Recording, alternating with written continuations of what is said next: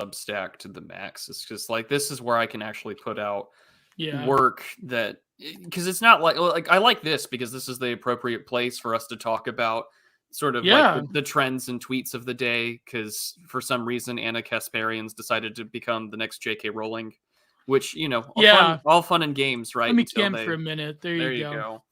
Yeah. I'm retweeting everything. Yeah, we are live, actually. We are live. Cindy is asking us if we're going to talk about washing chicken and detergent today. And God, no. Thank God we're not talking about we're not talking about that trend or the, ultra strong, extra strength cornstarch that certain demographics like to munch on. That's not the plan for our situation today. Instead, I decided to make Geo suffer in the ways we have suffered with movies in the past. But no, I actually didn't suffer as much as I thought I would. They're pretty, like, especially You've Got Mail. I was dying at the end. I was laughing my ass off the whole way through Sleepless in Seattle, because I know what it's based off of. It's based off An Affair to Remember. I get that this is inspired, and they have it play throughout the whole bloody movie, but it's just like, to me, I just feel like, if you were to you could remake this film today, and it would be about some like middle-aged man on Twitter that, is complaining about his wife is gone, and then his son goes on like a YouTube therapy show, and it like gets millions of views, and some crazy femcel on the other side of the country is like, I need to be with him. But, then she stabs him at the end of it on top of the Empire State Building, because it can't ever be too good for reality. I was going to say, these movies would never exist nowadays. We'll get into it. But anyways, sorry, I'm very sorry. We're not camming today, just like temporarily camming. So, anyways, we wanted to give a shout out to Cindy. But before that, I was going to say, I think the reason that Anna Kasparian was so offended was probably because to be known as a uterus haver, what's the term? Person with uterus? Or persons who can give birth. I feel like any sort of natalism would instinctively trigger Anna Kasparian. So therefore, like, to be like pegged as like having a uterus would not just remind her of the wall, but would also remind her of like the fact that she's advocated for like the most exterminationist politics around reproduction ever. So that probably offended her deeply. That's probably why she hates the term uterus haver. So I think she probably also hates it because remember back in 2016, it was 2016 before the election, how she's talking about like Trump supporters, and she's just adamantly on her high horse talking about how she's better than these people. The viewers of the Young Turks are better than those people. And we're just better than you people. I remember that. Yeah. I mean, that's one of the few great bits from like 2016, 2015 era Sargon was just the Young Turks compilation shit. And all of a sudden, right, they found there's a group of people, a far more disgusting class of people that has come out of the woodwork that can one-up them. That, if you aren't on board with being called a uterus having person, you're no better than, those evil Republicans. You're no better than the Chuds. Exactly. You're and all of a sudden, right, you've got the Carrie trending Lake on Twitter. Yeah, they're trending on Twitter as the Young Turfs, and Carrie Lake of Arizona is like a broken clocks, right, twice a day. And now Anna's in that awkward position where she doesn't want to be like J.K. Rowling. She just wants to be she is. She wants to just be seen as a woman. She's J.K. now. Yeah, she's J.K. now. There you go. It's a total disaster. Is she married? Yeah, I think is she married to Chunk Yu-Gi-Oh? I have no idea if they're married. I think they're married, or like some other. Anna Kasparian, an American commentator. Oh man, that made me laugh. No, spouse is Christian Lopez, married in 2015. Oh, I think they were dating before back in the day or something. So, I mean, that was always the rumor. I wonder what Hassan thinks of the Young Turfs now. Because, boy. It's funny. What's funny? I was watching this Turkey Tom video. Mm-hmm. And there was this clip where he was like trying to like suck iDobs off. And he's like, you were like kind of like more to the center or left compared to like more of the right wing commentary channels like Keemstar and Rice Gum and Leafy. I'm like, what universe do you have to live in to where you think like someone like Rice Gum and Keemstar, or like I could understand like the fact that like Leafy was edgy and would insult people. I can understand like he had like a not a right wing, but he had like sort of a Mein Chud audience. But in what universe would you consider Keemstar? Why? Because Keemstar dropped the hard R back in the day to like 12, 15 years ago. Or like Rice Gum would troll e-girls. Is that why? Was that what makes Rice Gum and Keemstar right wing? I don't understand that. But anyways, well, it's also kind of funny because I looked up the Christian Lopez character, and he's got this like Ted Lasso-esque mustache, and he's got a behind the masculinity, which is of course like a pitcher's or a catcher's mask for baseball. And he's like the lefty dude bro. We're the sports bro, but for right wing, for left wingers. Yeah, except we won't fight anybody. Yeah, there's like the sports like leftoid where they'll follow nothing but like sports accounts, but then they'll also tweet like like I remember like Aristophanes said that he's like, how does this like sports account find my thread on the transmogrification of America? And they're like, oh, you're evil. Like, it's really quite something. It's really fascinating. There's a lot of hockey bros like that are leftoid, but nowadays there's like I noticed that there's a growing contingent of hopefully I'm leading the way of reactionary hockey bros. So yeah, I think the right wing position is that we're going to bring fighting back. We're going to bring back the goon. It's going to be the halcyon days of the Indo-European sport of hockey. We're going to bring Tiger Williams back. We're going to bring Ty Domi back. We're going to bring Dave Schultz back. It's going to come. There's going to be an enforcer in every team once more. When Gary Bettman dies, that's going to happen. I don't know. It's probably not going to happen. But is Gary Bettman literally? No, I shouldn't say it on YouTube. I'm not going to say the term. But I said that out loud once. Me and my neighbors were watching the Leafs game a few weeks ago, and we were talking with Gary Bettman. Never mind. Anyways, let's move on with the show. Let's move on with the show, Prude. So. Well, yeah. So let's go get to the shilling or. Well, I was actually going to promote our friend because we had jokingly said earlier a few episodes back that Cine should go on and make some animations and clips from the show, and he has done that. So this is the Twitter account you need to follow. Cine Animation. And so yeah, this is what's currently being done, folks. This is great stuff. I'm quite a fan. If you were to tell me 2 years ago or 3 years ago that this sort of where my life was going to go in terms of online activity, I would have laughed in your face. And here we are. We've got, I think, an image, a still that perfectly reflects our dynamic. Look at these comments. Yeah, it's true. It's true. Professional hockey's been ratified, but still more right wing. Also, we're going to make wrestling great again by honoring Chris Benoit. That's very true. Don't get caught by the normie Leaf Con, Steven Crowder. Yeah, Steven Crowder, I wonder. He's probably experienced a few hockey fights. Okay, I should say, but he looks like he's been punched in the face at least once or twice.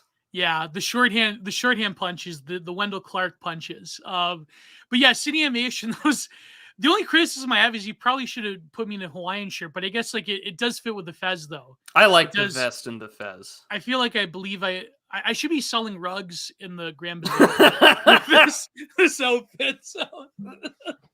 You're in the remnants of New Istanbul selling rugs. Yeah, the last of the wares. Oh well, the Turks are more or less aligned with the Russians now, so that could work. They'll sell the Z rugs. But what reminds me of that, because we were exchanging today with Semi Agog, and I posted Roddy Dangerfield. This stream's gonna have a tough crowd, so. Oh well, yeah. We'll live. But before we get to that, should we do shilling? Yeah, let's go ahead and get that out of the way. Yeah. We have 3 movies to review, so yeah, let's get the shilling out of the way. Geo, what do you have for us today? Oh man, okay. So last week I had an article where I correspond with an anon friend of mine. We talk about the scene. It's really great. It's on my Substack. It's just called what's it called? In Correspondence. Yeah. And yesterday, of course, Monday I released the second part of John David Ebert's Art After Metaphysics, where I talk about Rothko, Jackson Pollock, and Jean-Michel Basquiat. But the Rothko, the Pollock one's public, and the rest is on Patreon and Substack. And then yesterday, I released my I couldn't believe it. Finally together at last. My content minded episode with Scott Alexander. Sorry, I mean Zero HP Lovecraft. But it may be Scott Alexander with the book. I'm not even gonna make that joke. That's so stupid. But yeah, Zero HP Lovecraft. Talk about a lot of great things, but I can't believe my audience did not appreciate having Zero HP Lovecraft on. I thought you people would support me. But apparently, I couldn't believe the amount of troll comments I got from longtime followers and listeners. Like I see people there. I've seen people that have been there since Follow the Rules. I can't believe you people, honestly. Maybe I see some of you, I've seen Mr. Patchouli. I don't know if Glaucon is in the comments here, or Internet Friend, but I can't believe you people. You didn't like the content I delivered with Zero HP Lovecraft.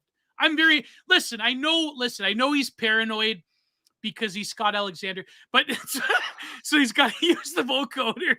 But oh boy. Anyways, it was a great episode. You people, what do I mean by you people? Listen, I know the audience. The audience, yes, the audience. But next week I have another amazing big account, exciting episode that everyone's gonna know. Everyone knows and loves. Should I spoil it, Prude? Yeah, go for it. Yeah, next week we're gonna release the Morgoth episode. So there you go. All right. Yeah, it's gonna be good. He shares a lot of great stories too. The man is like amazing for storytelling. Like he was, I kid you not, he was telling me this. I might have to paywall it, but he was telling me a story where this factory that he worked at, that they had a live sex show for this one guy. I'm not joking. It's great the way he tells it though. It's amazing. You people, the chicken washer. I'm gonna hold on to that one. That's great. The live sex show in his workplace. I think you're gonna have to paywall. Yeah, I'm gonna have to paywall that one. But yeah, Morgoth is a true bard, and I love that he went on that trip to Ireland. He did a little video talking about it, and he sounded like he was happy, and all the comments pointed that out, that he sounded happy, which of course is saying something, because I don't think Morgoth's ever sounded happy. And the next thing he does is he puts out a Substack essay letting you know, nah, things are still going to shit. Things are still bad. It's that 5 seconds of happiness gone, just the Spengler optimism is cowardice right then and there. So hopefully I think mine will be different than other Morgoth ones. I think he was pretty happy when we were talking, so it would be pretty good. But speaking of Semigog, he was on Restoring Order last night, so yeah, he was talking about the household. So yes, shout out to our good friend Oliver. Great guy, solid gent. He and I are going to be doing another episode on sort of I guess we'll call it the Polish connection when it comes to like USG's Central and Eastern European policy in regards to the current conflict. That'll be out next month. Apparently, Polish soldiers are not having a good time. Like they're looking. I heard there's some infighting with the blue-yellow soldiers. I heard that this was a thing. My buddy GSP was talking about this on the War Report on Constantine Martelli's channel. The recent episode is really good. Shout out to War Report, Constantine, and GSP. But yeah, they were talking about like the Polish soldiers. They're not having a good time in Bakhmut. They're sort of, But you're going to talk. I'm sure you're going to get to that. I mean, I couldn't believe it in like mainstream publications, they're writing about like Polish mercs not having a good time. So we'll be covering that, but I mean also sort of how the geopolitics of 1910 are still very much alive in yeah. 2023. Which will, speaking of which, we also did that last Saturday. We had my good friend Christopher Sandbatch on.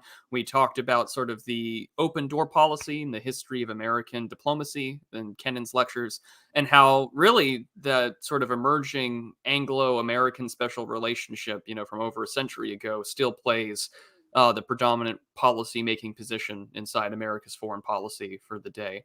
So yeah, I mean, things have been, things have been good in terms of content. We just put out a great new article out yesterday on Substack, and then of course I've been on quite a few other shows as of late. I've been on Orrin McIntyre the other week. I've been on Jay Burden on Popular Opinions, and I was also on Yeah. Anthony Westgate's The Reversion podcast, talking about our usual bits of Twitter troll gazing and how to emerge from that and maintain some spiritual semblance. Next week, I'm supposed to have a conversation with Kruptos on the issue of order and actually, the question of free speech. So we're There going to you have a go. lot of good stuff going on ahead. And then, yeah, we've got this. And I was on the beautiful toilet with Yes, you were. Nick. Yeah, it was great. I only know about him because the Distributist went on, and I was just like, what an odd podcast name, but it all works out in the end for him, I guess. Yeah, it's great. Just need those super chats. Yes. Just need them. So I figured we go in release order and just go Joe versus the Volcano, Sleepless in Seattle, and You've Got Mail. Yeah. Which one did you want to tackle first? Well, I watched Joe first, and then I watched Sleepless in Seattle, then I watched You've Got Mail. Oh, well, then we'll just go in that order. So reverse release order. So yes, if you guys couldn't tell by the title, You've Got Vril. We'll be covering that weird period of the 1990s where Hollywood decided to make Meg Ryan and Tom Hanks the Hollywood it couple, and it worked. It worked. Way before Katherine Heigl. Millennials will never recover. So you got 3 competent movies made. I'm gonna go with that. We'll start with competent. But I think my favorite in terms of, because they're all rom-coms. We'll get that out of the way. These are all rom-coms. But the one with the darkest and sort of most absurdist sense of humor, I think, is the first one, which is Joe versus the Volcano. Oh, definitely. And definitely one of my, it's probably my favorite. Well, actually, You've Got Mail is my favorite of the 3. Yeah. It's my guilty pleasure movie, but Joe versus the Volcano is the one that I always enjoy the most when I rewatch it.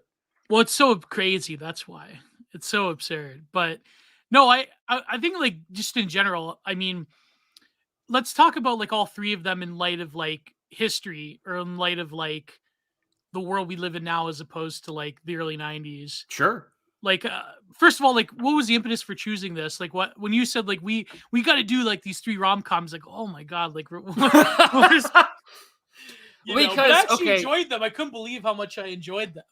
I really like all 3 of them. But no, I was there was a thread I have bookmarked, and I'll try and see if I can pull it up. But it was about how, if you were to look at You've Got Mail today in like the 2020s, yeah, it's about basically, it's so innocent compared to now. Well, it's innocent, but I mean, if you were to look at it today, there's this, like, the thread has this cynical, jaded look on it, like, well, this is Jeff Bezos basically Stockholm syndroming this poor independent business owner out of a job, and like the only way for her to be happy is to let go of her like possessions and her legacy and her heritage, and just like fall in love with this guy. And it's just like, oof, like what a dark take.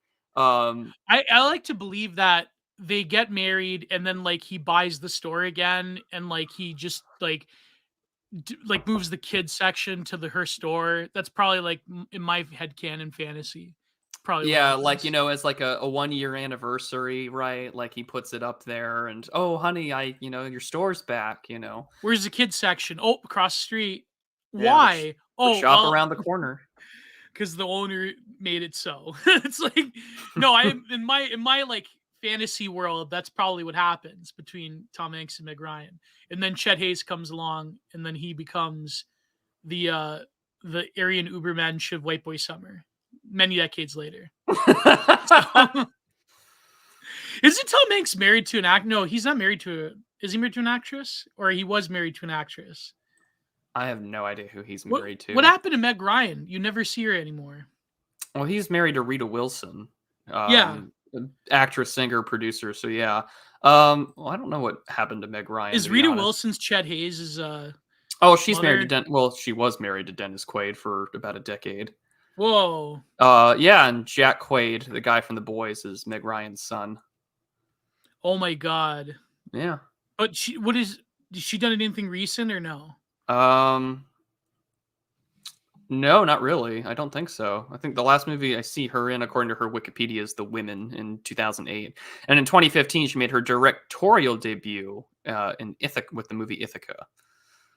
Ithaca, I think I watched, or my mother watched Ithaca. So yeah, I don't know. I guess she's directing more so now, movies Yeah. and TV, which I guess you do as a woman nowadays, because we still acknowledge that the wall exists. So either, because I mean, for women in Hollywood, you have two options, right? You either embrace your age, like Betty White or Elaine Stritch, or you start directing. Yeah, you take the Sofia Coppola pill. Yeah.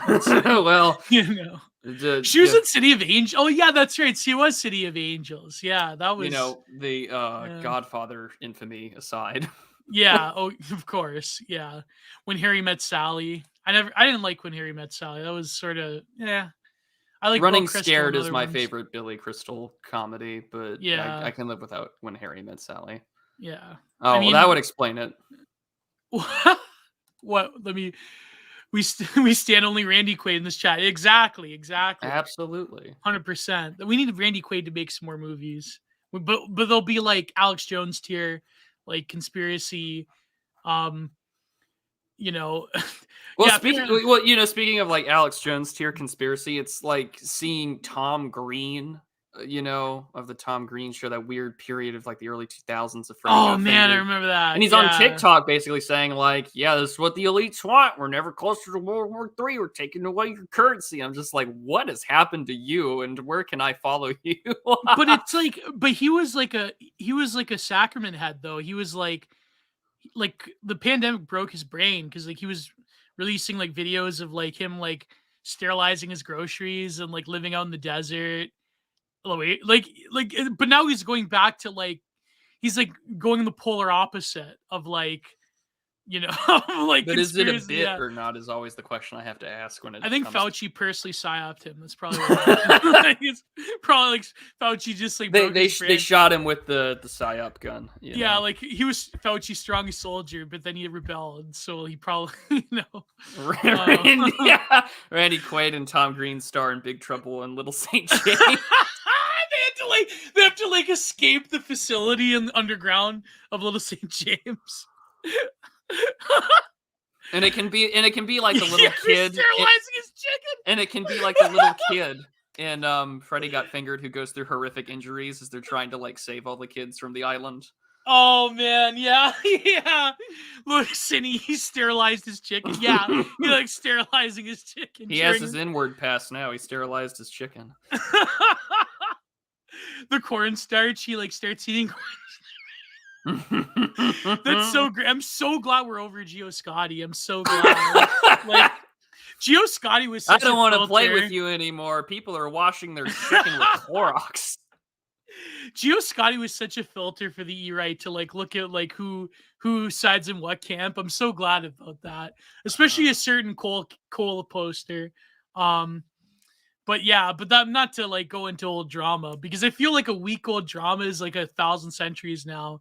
Has someone found her name?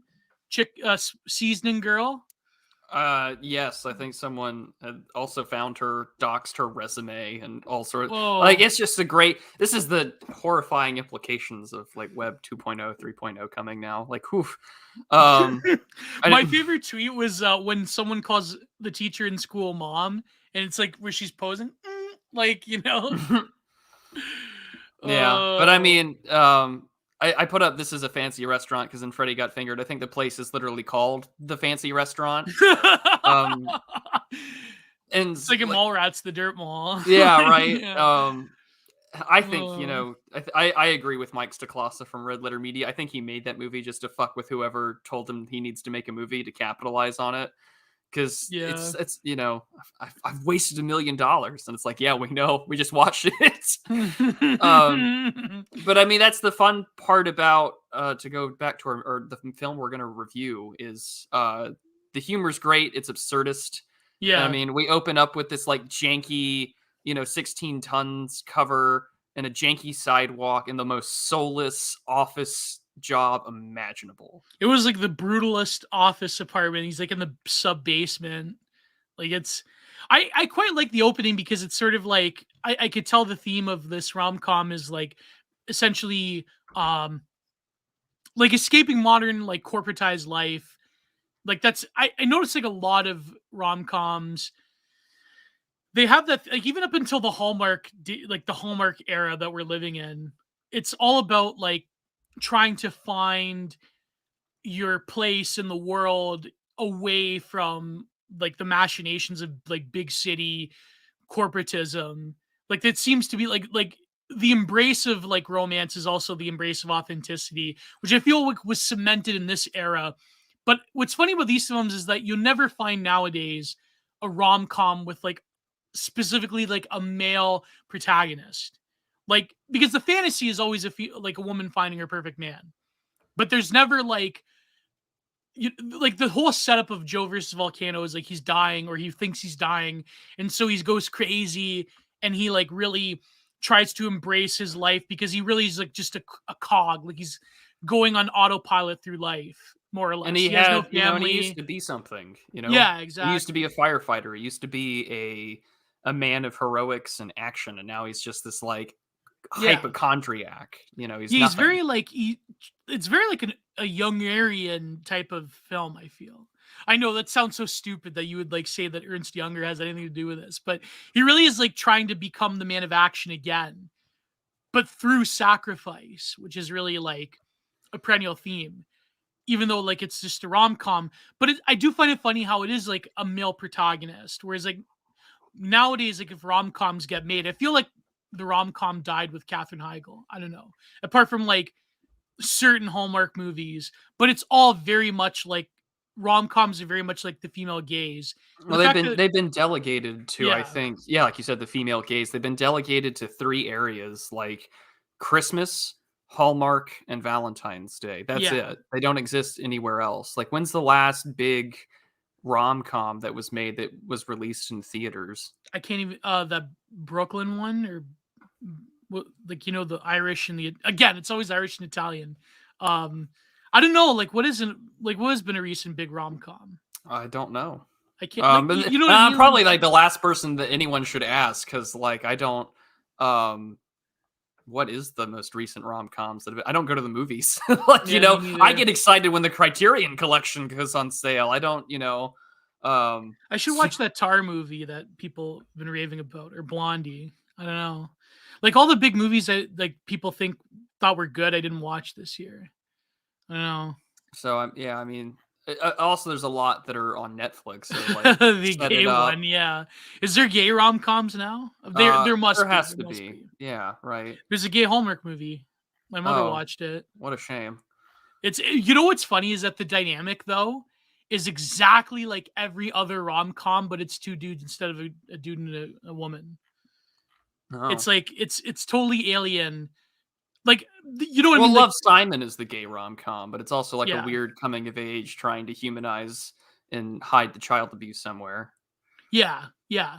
No, but I mean like it's basically still made for like boomer, Gen X, millennial women because like the dynamic of that gay net the gay Hallmark film is exactly like every other Hallmark film. Like you can't do that. Like that's I'm not a gay man, but I'd imagine like They heteroed the gays. they hetero the gays exactly. It's like it's exactly like three's what was that one Will and Grace, the normalized gay marriage. Yes. Yeah, Will and yeah. Grace. No, it's exactly like that. They've heteroized the gays. It's just like Or you Archie know Bunker having a gay friend, or Three's Company, where, this that guy that plays as should a. be like that should be like the yellow soy meme of like Archie Bunker having a gay friend. Like here in these parts, we honor our I got a gay best friend. And it's like, It's like, you ever seen me with a woman? I'm not married, you know? It's just like, oh, well, you know, like, who played the uh, gay one? Who is it? Was it I couldn't tell you off the top of my head. who's the Hispanic one in Archie Bunker? He also was friends with. He was Julio on Sanford and Sons. They made a gay rom-com, but the box office couldn't recoup the losses of yearly prep costs. Oh man. That's terrible. They cauterized the gays.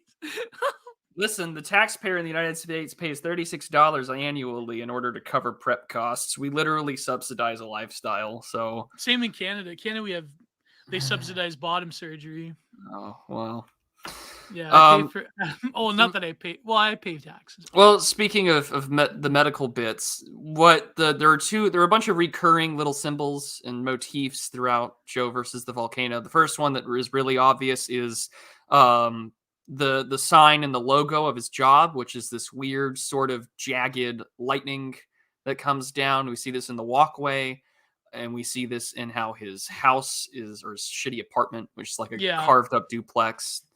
But also ducks. Ducks are everywhere in this film.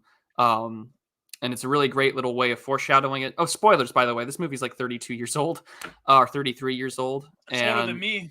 Yeah. You know, and it's the doctor's a quack. The rapscallion billionaire that owns a superconductor company. You know, the top of his cane is a nice brass duck. Yeah, they have to make a fake element to use in superconductors, kind of like unobtainium in science fiction. Yeah, in Avatar. Sorry, I can't believe I blanked. Well, they've used it everywhere. Unobtainium. Yeah. I mean, it was even used in the UFO British television series back in the 80s. But yeah, he tells him Grainamore needs Bubaru, a mineral, you know, dilithium crystals in Star Trek. Yeah, right. And okay, so you know, and he tells him, like, look, here's your premise. I know that you're dying. You've got like 6 months to live. I'm gonna let you party it up. Here are all these credit cards. They're unlimited. Go hog wild. And then we're gonna take you to this remote island out in the middle of nowhere in Polynesia, and you're gonna go sacrifice yourself to some volcano god. And that will, you know, keep the villagers and the tribal people happy, and the volcano won't go off for another 100 years. The volcano's at Club Tropical Excellence. Yeah, and it's just it's in a very absurd it's a ridiculous premise. But I do feel like it's meaningful, like I said, in the sense of like escaping alienation and modernity, in the way that I feel like there was sort of like a cultural malaise setting in. But like, okay, the reason I say that these films could never be made nowadays, first of all, you'd never have a rom-com with a male protagonist, because... Or they would never a rom-com with two straight white passing protagonists. Oh, true. But also I feel that the movie is thoroughly modernist in that it's hopeful. And also, which one thing that all three of them, except for like a little bit when in Joe vs. the Volcano, he meets the art hoe that is like the daughter of the millionaire. Also played by Meg Ryan. Yeah, all three of them played by Meg Ryan? All three characters? No. The first girl in The Office is not played by Meg Ryan. Oh, because she kind of looks like Meg Ryan a little bit. Yeah, she does, but no. Yeah, so The Office girl isn't Meg Ryan, but like the other two are the sisters. So it's really weird how another thing I found quite refreshing compared to nowadays is that it's sort of like Hallmark movies she is? too. No, she does play her, I think. Yeah. Okay, yeah, so it is all three women. All three women are played by Meg Ryan. So one thing I found refreshing is that there's only like an allusion towards sexuality. There's like never like a sex scene. It's never like, it's pure rom-com. Like I wouldn't consider them like, it's funny because I didn't find them funny, but I found them meaningful in the sense of like a man trying to find meaning in a world that's been stripped of it. And I feel also that all three of them have like the like refreshing lack of diversity. In other words, where like for example, in both Sleepless in Seattle and in You've Got Mail, you still have like the 90s approach to diversity where it's like, it's good that different people are in the city coming together, but it's really like largely still a more or less homogenous America. And so you have like, you don't have like the gratuitousness of like overt sexuality, but also you have like a more meaningful and like a better engagement towards urbanism, apart from like the alienation of Joe versus Volcano, than like the other ones. Like, so you have like a world The that only is black guy in this fundamentally, movie is the limousine driver. yeah, well, apart from the Polynesians, but they're like a different, the black, they're not black, but like No, they're a yeah, mix of druids, Celts, Jews, everything, yeah, according to the little book that we get. So, nondescript tribal people, and yeah. they have a love for orange soda. And what's bad is that what my brain's idea of, It's pure connecting. cargo cult. Well, no, yes, yes, yes, but no, my brain was immediately thinking, oh, this is the Bloody Even Stevens movie from like 2003, because they go to an island where they're like God is Oprah or whatever, and they're Oh my all like, god, it's a yeah, television show in the background, it's a gotcha, and it's just like, oh, so like this is all just straight up bullshit, right? Like, yeah, my brain is just like, here we are, addicted to orange soda, bad sense of direction, and obese for most of them. So it's just like, okay, right, nondescript setting in the South Pacific. you'd never depict Polynesians like that nowadays. Oh no, no, Be no. too racist, yeah. But also like Meg Ryan is like the lovable mid, like that's what I feel like. Meg Ryan, she like laid out the template for like rom-com stars, because she is kind of like the lovable mid. She's not like too special. Like she's not Jennifer Connelly. If they put Jennifer Connelly in there, of course. Or Monica Bellucci, maybe. I'm totally not subtweeting AA right there, but it wasn't for Stop and Frisk rom-coms wouldn't set in New York. Thanks, Rudy. Rudy's so true. We Yeah, love so our Rudy true. Giuliani, don't we, folks? Yeah, Meg Ryan is the attainable idea. Yeah. Yeah. So I feel like she's not like, she's nothing like, okay, it's not that she's not special, but I feel like for rom-coms, she is like a good mix of like attractive but yet attainable. She's not like, you know what I mean? Like she's not like, again, like she's not like a Jennifer Connelly, but even Jennifer Connelly has a bit of attainability in her that's not like totally out there. What's her name? The one, I the mean, Hollywood girl, she was definitely felt Scarlett attainable. Johansson, which I don't feel Scarlett's that special compared to Monica Bellucci, but Well, I mean, when she was, younger, she was certainly sort of the attainable character. pre-wall. I mean, she was in The Rocketeer. I mean, that weird career opportunities. I think, it's not a John Hughes movie, right? And all this sort of like if the night shift guy can get the girl, then yeah, she was Yeah, definitely attainable. But it's not like it's like Bizlet posted who was that one? Kristen Stewart. oh, the one that Bizlet tweeted out today. Yeah, yeah. She always had the tired look though. Well, she made resting bitch face attainable. Yeah, I never liked Kristen Stewart. The only time I liked her was in Welcome to the Rileys, but that was because of Paul Gandolfini. So that's Tony Soprano. She was in Eight-Legged Freaks. I remember watching that movie as a kid. Yeah, and me just too. enjoying sci-fi. That and Evolution with David Duchovny. Those two movies were just like the great childhood schlock that I remember. Yeah. I love it.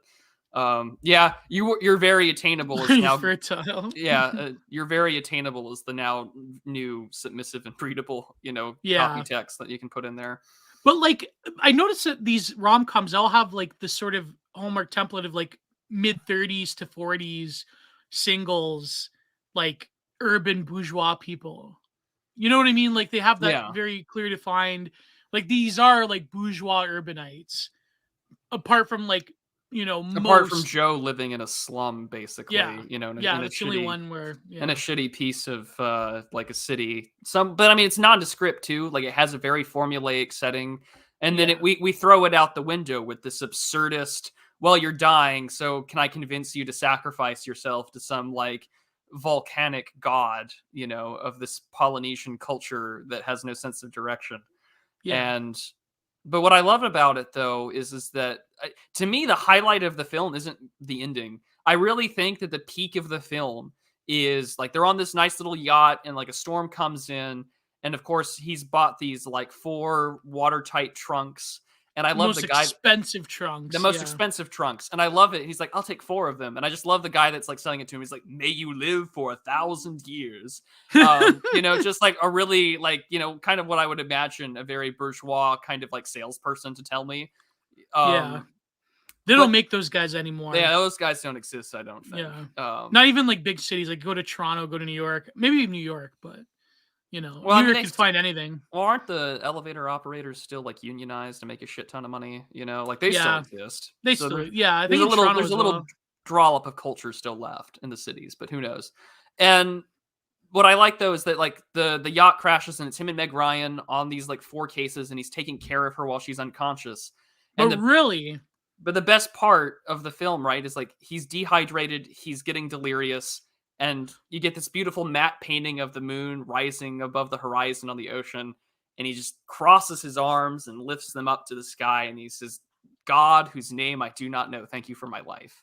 Very much. Like, that's where it should have ended, I think, to some extent. Yeah. I think it's where Truman Show got it from.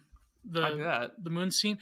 Look at King Salmonfish. Gio knows my romantic war novel with Haley Lejeune. Okay, listen.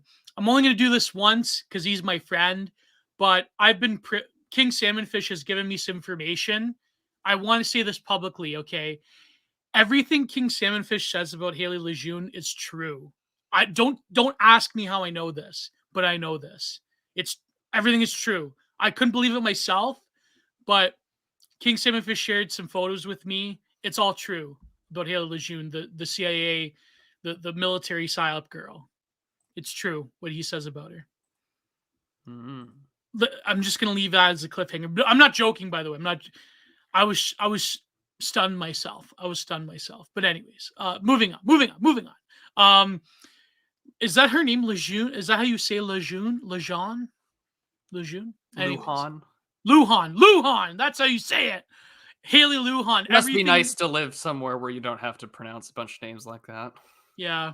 But King Salmonfish broke her brain legit. If you look at her TikTok, it's crazy. Anyways, moving on. So I thought that he was hallucinating taking care of her, but it was really like Meg Ryan taking care of him. But did he take care of her first? Yeah, I mean, she's unconscious for the first bit, and he's using all of the like club soda, sort of like Perrier drinking water, the fizzy stuff to like, keep her hydrated while she's unconscious. She's got an umbrella over her. He pulled out the little mini golf thing to play on top of there. She's like living his best. He's trying to shave and everything. But yeah, he, in this midst of overcoming his hypochondria, he's taking care of this unconscious woman, and he feels like he's about to die, and he sort of is just thankful for the life that he's given him. He's like shaking off this hypochondria. He's shaken off all of the things that kept him in this little box. This man has finally achieved space. And in turn, he's finally happy with his life. He found own space. Exactly. He escaped the longhouse by going into the middle of the ocean and floating on 4, waterproof tight trunks for travel while an unconscious war bride is resting on his trunk. No, it really is good. I feel like it is a quest for authenticity, and it is like absurd and ridiculous, but at the same time, it's plunging into the absurd. Maybe we're just making too much about it, That's why I like this movie, because it's absurdist. It's the most. It has the darkest humor. It's the most absurd in its plot line and where you go. And look at Cody Browning right here. Put that comment up. Lars and the Real Gerd is just the Midwestern incel version of this. Well, we've covered this movie.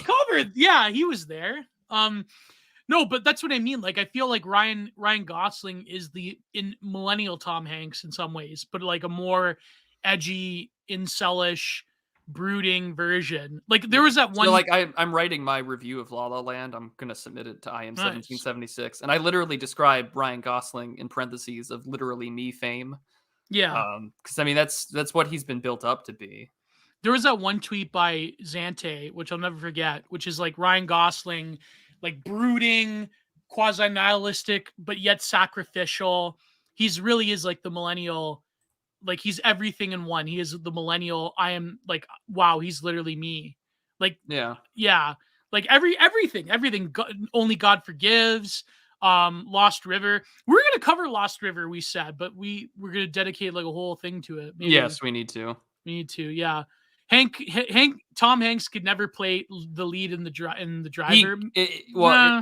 He could if Drive was 1990s more Driver of a comedy. version. Yeah. Chet Hayes could probably play Driver. It's probably Chet Hanks could definitely play the driver. Yeah, no doubt. You know what's funny with the White Boy Summer is that he like shredded that journalist. That was hilarious. Tried to make like a theory cell, like a word cell, like the White Boy Summer, the summer that never came. It's like trying to be all profound when it's like some like went to like NYU journalism school and like Chet Hanks just like you're fat. Like that was it. That's all it took. You're fat and ugly. That was it. But anyways, you're tired, sweetie. You're tired. You know. You're tired. So that, yeah, they get to the island and no more smoke show. We're getting rid of that. Come on. And it's such a joke. You know, we have these like, and you could make this film today. You know, we just have. You could, yeah. We just have this like grotesque, very performative tribal behavior. We have this like obese woman looking through a telescope, drinking a can of orange soda. And who would be the lead? It wouldn't be Meg Ryan. It would be who's that British woman that plays like the fat slut best friend? What's her name? I don't know, but that's basically Rosie O'Donnell in Sleepless in Seattle. That's true. Yeah. I have a lot to say about that, but yeah. Oh, you mean Rebel Wilson? Rebel Wilson. It'll be Rebel Wilson. Although she's lost a shitload of weight. I mean, Ozempic apparently really is the miracle drug. Man, it didn't do anything for me, bro. So, you know why I started losing weight when I started fasting? That's why it works. Yeah. Plus, like it is. I am kind of skeptical of like. There's people that tell me, you know, there's probably not. Wow, she really did lose weight. Holy crap! She looks like Default in one of these photos. I can't believe it. She kind of looks like Default. Oh, she's Australian. I didn't know. Okay, yeah. I mean, jeez, wow. I thought she was British. She saw one of those Zero HP Lovecraft tweets and said, "Yeah, I'm gonna do it." That's kind of like Bizlet with what's her face? Nekolul. Yeah, like where like Bizlet had the tweet that went viral that like Hassan had to cover it, yeah. And then right away Nekolul just like lost weight, yeah, somehow. I don't know. It's like, is it true that Hispanic women hit the wall at 25? You would know more than me. Well, it depends. This is why they this is why you have to like get yourself a nice army, husband out of Fort Bliss while you're still 19, 20, 21. That way they have no idea what kind of abuela you turn into at 27. You go off to like fight another, you become a Zeo. Yeah, you go fight another, you do another tour in Afghanistan, you come home, your wife is aged 30 years in the span of 16 months. You saw your best friend what the hell has happened. Yeah, 2025. You come home, you saw your best friend getting domed by a Wagner anime incel, and then you come home from Ukraine, and it's like your abuela, like, yeah. Not to say that the Americans will ever engage in a hot war with the Russians, but who knows? I have seen Rubber, and that's a movie that we should cover one of these days. Rubber? Have you seen it? Let me see if I've seen it. About the tire. People keep telling me to watch Holy Motors, but I think I may have seen Rubber. Have seen Rubber. Rubber's funny. Yeah, and it's just also really ridiculous. It makes fun of filmmaking and more. But yeah, isn't it a take on like that one film where the evil truck driver chases them? I think it was like the first Spielbergo film. I'm not too sure. Yeah, it was like black and white. It's also sort of making fun of absurdism, where it's just like, the sheriff will point to the camera, break the fourth wall, and be like, things in movies happen for no reison, and that's how life is. I haven't watched that probably since it came out. I watched it probably when I torrented it. I downloaded it off the internet when I was like 15, and I remember really liking that movie. Cody Browning, Sleepless in Seattle. She's also 30 years older, and your son is also black for some reason.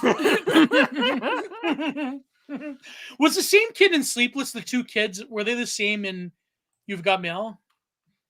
I think so. Ross Malinger, that's his name. He was in Sleepless in Seattle. Now I'm just like looking through, review all of his work because he probably has not done a shit ton of movies. No, he was not in the other one, just this movie. They look similar, the kid in the... But he's also in The Cable Guy, which has all sorts of other ridiculous bits in there, but you know. Oh my God, Cody Brennan. School Ties, the one where Brendan Fraser gets in the shower scene. Is that the one? I don't remember. I think I watched that in school. But yeah, Brendan Fraser is back, baby. The white man is back.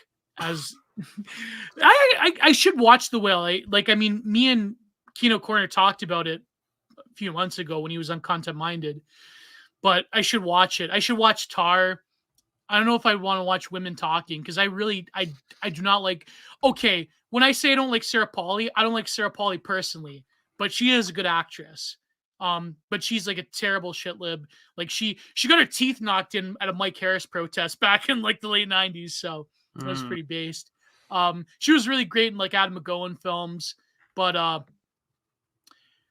the one where I saw that one, School Ties. I don't know if I would want to watch women talking. talking. I mean, I feel like the consequences of popularizing a film encouraging women to talk more. That's what someone responded with ZHP with. Imagine women talking. Like, imagine watching women talking. I'm sure it's good. I'm sure that it's not that bad, but I don't think I want to watch women talking. The only true soul left alive, Gio. Yeah, I've true souled myself into being a woman respecter. That's the way you got to do it, or else you'll avoid the fate of many an incel. So, but I do to get back to Joe versus the Volcano. Yeah. I did like the ending ends on this weird optimistic note. I think it should have ended with them jumping into the volcano, not getting spat back out. That was really. I feel like if they were to have sacrificed, I feel like that was such a studio. Yeah, we need to save the movie bit. We can't just kill Tom Hanks and Meg Ryan by jumping into a volcano. It would have darkened the color. Like it would have darkened the theme of the film. I feel it wouldn't have worked. I feel for like the mid 90s audience in terms of rom-coms, like. Because this is appealing, let's face it, was appealing to boomer women who are still a bit younger than their Gen X kids. Yeah, entering their late 30s, early 40s. Yeah, like the Gen Xers, they were watching Mad Love, you know? They were watching, like, in terms of romance, they're watching, like, Gen Xer films like Mad Love, which really fussed. Did you watch Mad Love? No, I did not. It was a great film. I like it. It was really great. They were watching that one with Grisham, where he falls in love with a younger woman in like Seattle. It's like a lot of these films come, like, I feel like the mid 90s, they really they were trying to like capture the Seattle vibe of like rural Washington. I don't know why. I feel like because of the grunge thing. Yeah, they're watching the original Clerks. They're watching Mad Love. You know, whatever happened, Chris O'Donnell, he had to go to the small screen. People don't care about him anymore. But Mad Love was a great film. I like the soundtrack. The film, like, I feel like it was well placed when they put Love Buzz by Nirvana in it. So it was pretty good. Romeo plus Juliet was probably like the ultimate Gen Xer. You know what I mean? Like, I don't know why people hate Romeo plus Juliet at the time. Like, I really love that film. I think like the over the top music video-esque directing of Baz Luhrmann, the aesthetic of it was really great. Did you watch Romeo plus Juliet? I did not. No. It was with Claire Danes and, of course, like DiCaprio. You didn't watch that? No, I did not. No, it was great. No, I like it. The visuals of it. My a lot of my filmography growing up is more or less all of John Wayne. Oh my God. Because of my dad. So you know, I've just about seen every John Wayne movie twice. I've seen Ben-Hur. That's probably why Ben-Hur is still one of my favorite films ever. Watched all the Sword and Sandal movies, almost every war film ever made. Yeah. But yeah, I don't have a that much. Look at Internet Friend. I can't believe you, Internet Friend. Like the visual, the aesthetic of Romeo plus Juliet is amazing. It's really like, yeah, exactly. You need the Hawaiian shirt from that movie. I do, Cody Browning. But anyways, yeah, Joe versus Volcano. To wrap it up, I feel it's a good film. I liked it. I enjoyed it. But I do feel that, like, I mean, it embraces the absurdism. It really is sort of like the new sincerity film of the 90s in terms of, like, it doesn't, you wouldn't make a film like, okay, would you make a film this absurd? Yes, but it would have to be like, it would have to be like the sort of like millennial type of absurdity that people like, that we grew up on, sort of like, what's that film? I didn't I remember one time I said this to a girl in high school. She couldn't believe me. She was stunned. What's that film? The travel film with oh god. Don't hurt yourself. Oh, the famous they have, there's two of them where the guys are traveling or whatever. Oh god. Think of like millennial films. Think of like millennial Like comedies. Road Trip? Road Trip. There you go. Yeah, yeah. I Oh, said this. God. I'm like, I never watched Road Trip or Road Trip 2 or whatever. Like, she's like, what? I go, yeah, never watched them. Never. Yeah, with Todd Phillips Yeah. and Sean William Scott, who is Yeah. only I associate really with comedies. I mean, Yeah. although he did great in what was he in? Or who am I thinking of? I'm trying to remember off the top of my... No, he was in Goon. I liked Goon. Yeah, Even though Goon's pretty I'm not great. a hockey I'm not a hockey guy by any stretch of the imagination, but I can enjoy that movie for that purpose. Bro, you should start watching the Dallas Stars. They're doing pretty good this year, actually. They're pretty, like, for some reason, I feel tickets like are remarkably cheap. I should go. man. I don't live. I mean, I live far enough to make that a drive, but I don't live far I enough. think they're to playing the not Maple go. Leafs soon. I should go. You know, Well, Fraser some- was in Seattle as well. I mean, yeah, David Hyde Pierce is also in Sleepless in yeah, Seattle. for a now, short yeah, bit. now he was in, yeah, I couldn't and believe he's that. also Sideshow Bob's brother for an episode in The Simpsons. That's yeah, yeah. He was what was his name in The Simpsons? I have no idea. You're the Oh, I only know man. he's in it because I'm a fan. I'm a fan of Cheers and Frasier. I've seen both of those series in full more times than I'd like I'm not to a fan admit. of Cheers, but Frasier is next level. I love Frasier is just well done comedy writing. yeah. Oh, But then chef's kiss. I remember back in high school, I had a friend that said the problem with Frasier is that by the time, Cecil was Bob Terwilliger's brother. By the time you get to the end of Frasier, they've went from like more British, like Atlantic humor to like vulgar American humor. I don't know if that's true or not. Do you notice a difference in the end of Frasier? Frasier jumps the shark, and this is where everyone complains that it gets bad because the best bit of comedic tension dies when they finally put Niles and Daphne together. Yeah. And they ruin the wedding, and then they're like, oh, we have to write our way out of this because like we've just spent the last like 7 seasons making this a playful joke, and now it's a reality. And they're like, well, how do we write ourselves out of this? Yeah, but they deserve to be together, I feel. Well, like I wholeheartedly agree. Yeah. But you know, it does illustrate, I think, that they didn't have a plan about what that would look like. But I don't know. Remembering Bob's last name. The comedy is pretty fine. I think it stays relatively stable throughout. Although they start getting way more tongue in cheek and nudge, wink, wink to the audience. Because like early on in the series, it would be all about, oh, we're gonna have like Ted Danson on. We're gonna have like everyone from Cheers eventually show up. And then towards the end of the series, it's more like a woman that Frasier is trying to court be like, come on, Frasier, you don't know what it's like playing the same person for 20 years. And it's like, yeah, well, we know because Kelsey Grammer's played Frasier for 20 years. And yeah, that's how we are. But I don't know. It's still pretty good. I still love that show to death. Oh, yeah. No, okay. I watched Cheers. Yeah, I watched Cheers. Sorry. For some reason, my mind went to Friends. But no, Cheers is pretty great. Friends is awful. Friends is everything wrong with the late 90s. Like there was like literally no, I mean, yeah. Frasier I feel is like the anti Friends. But anyways, moving on. So, yeah, Dark Angel was a great show with Jessica Alba. But yeah, so Joe versus the Volcano. I like the bit towards the end though where she finally calls him out. She's like, "Well, I love you." And he replies the same. And he's just like, I love you too. It's great. I've never been in love with anyone before in my life. And then he's just like, but the timing sucks. Yeah. I gotta go. And I'm like, what a Chad move right there. Just carry on with the desire to Very groperous. to go meet yourself with a noble end to go out like a man. Yeah. But that's what I mean. That's what like really made it. But then in the end, like they sort of drift off into the sunset. It was, it was a very good No, they film. drift off into the moonrise. The Moonrise, yeah. Yeah. And it's just like, like that's the thing. It's these like 90s, like these 90s rom-coms, they're like a breath of fresh air compared to like the corporatized, like homogenous pap that is Hallmark, but also like the more retarded self-aware rom-coms that come later that are specifically targeted to millennials, like older millennials that like have like gratuitous sex and just like not very Yeah, like, because you know what I mean? it They're really not. went in two directions. Yeah. Because you either had the absurdist style raunchy rom-com comedies, like There's Something About Mary, Oh God, yeah. or you got the sort of like I hate Cameron Diaz, by the way. the same. But Yeah, you have this other type, which is far she more really hit like the wall too. girl boss style of Oh, 27 dresses and stuff like oh that. God, all of them are girl bosses. All Yeah. of them. What's the one? What's the high school one where she marries her half brother?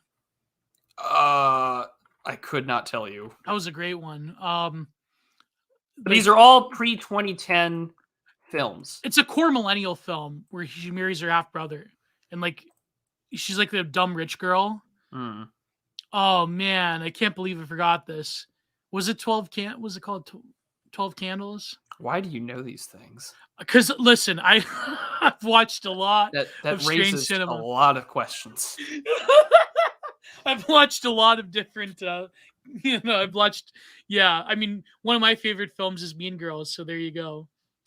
Mm. I told you the Mean Girls story, right? Clueless. No. Clueless. Yeah, Clueless. It's such Kino. Such Kino is Clueless. Okay, so when I was a kid, right, and we were in school, and we watched the girls made us watch for movie day, on Friday. Of course, Mean Girls, right? Because Mean Girls was like the quintessential millennial film, right? So Mean Girls, like our teacher was trying to say, like Mean Girls is meaningful, blah blah blah. And of course, when you're a boy, right? Like you're, especially me, I was like a year younger than everybody almost. So it's like, oh, this is stupid. Oh. But then years later, past university, for some reason, on a movie channel, Mean Girls was on. So my mother is like, why don't we watch it? I'm like, oh, whatever. I watched it and like, whoa, I got it. Mean Girls is one of the most Kino films. It is the quintessential millennial film. Mean Girls is such Kino. And I like immediately got it, especially when they played like Halcyon by Orbital at the end.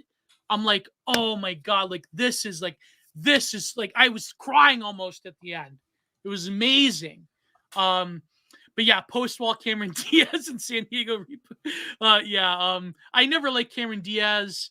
I believe she's also like a lib too. I mean, they're all like a lib. So I was like, that was yeah, a taken for granted bit there.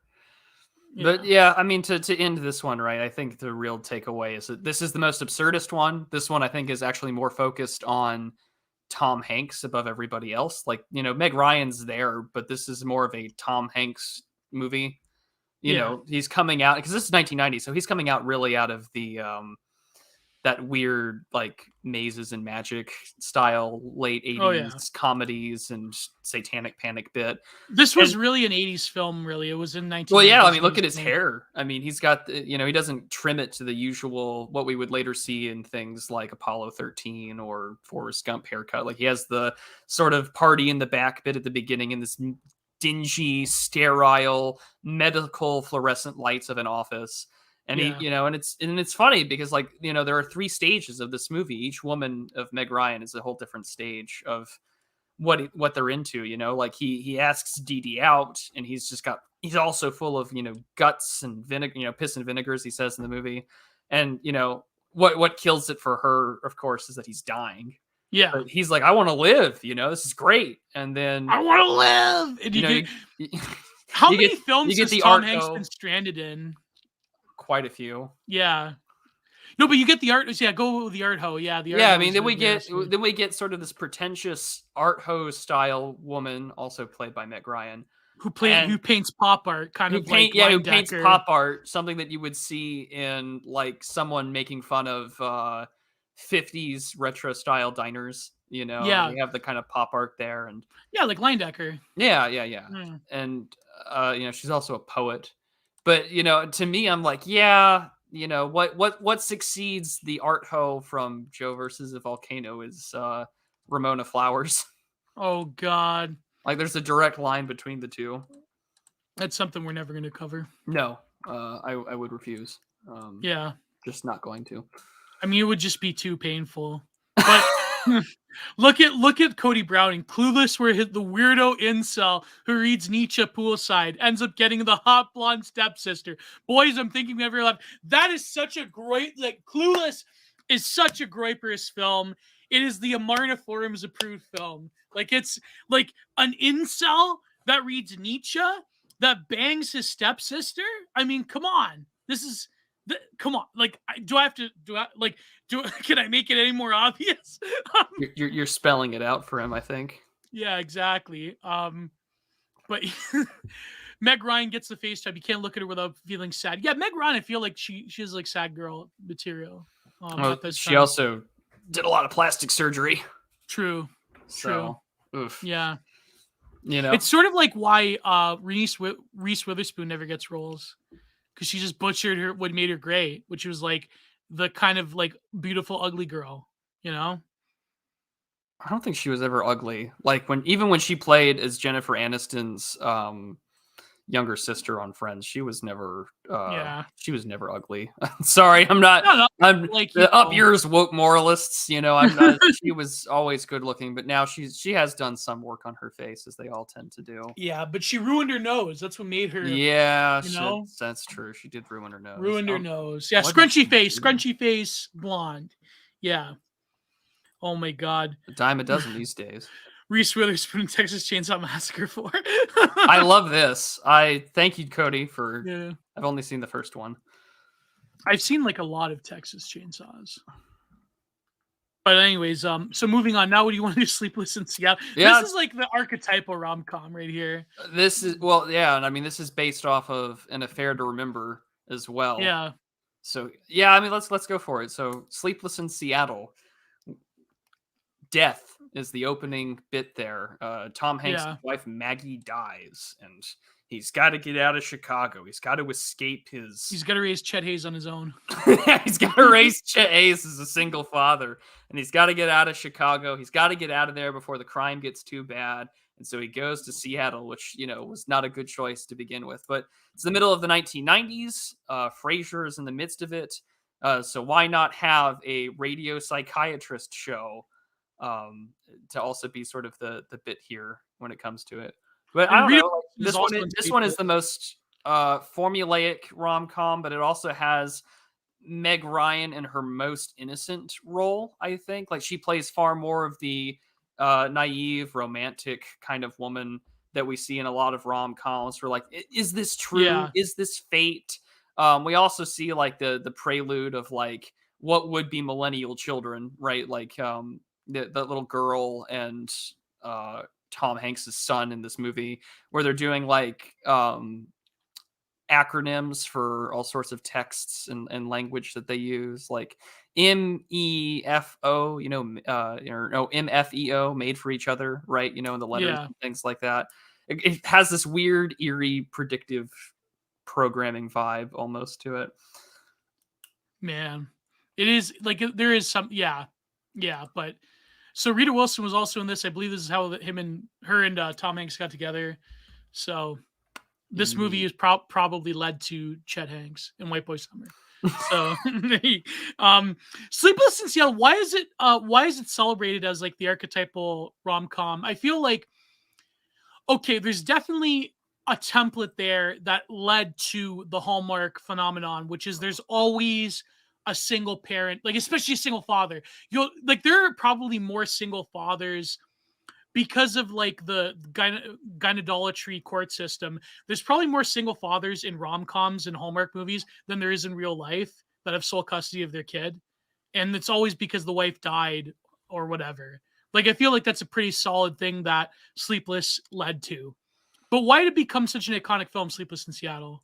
Like, I think this has a lot to do with our director and screenplay, which is Nora Ephron, yeah. who had done When Harry Met Sally. She also did Mm, Sleepless in Seattle. She also did You've Got Mail. So that's right. I'd imagine that these just sort of became the way to go for it. I mean, she was married to then Carl Bernstein of Watergate fame, where she had Whoa. rewrote a script for All the President's Men. Oh The man. script wasn't used, but it did get her screenwriting career sort of kicked off. Did you like All the President's Men? I have not seen it No. since I have not seen it since high school, so I could not tell you. And for senior year, I took a blow off class for film stuff, and that's the only Mm. reason why I've seen that movie. But I mean, why would I want to enjoy or celebrate a movie about the role that the press plays in couping a sitting president of the United States? So, Yeah. True. fuck them. Ironically enough, one of like probably the best and most intellectual presidents there's ever going to be in America so far. So, like it's like Nixon really, I feel like was the last scholar president that we have ever had. Like not even Reagan. Nixon was our guy. I've listened Yeah. to those audio tapes and his positions on what brought the end of civilization.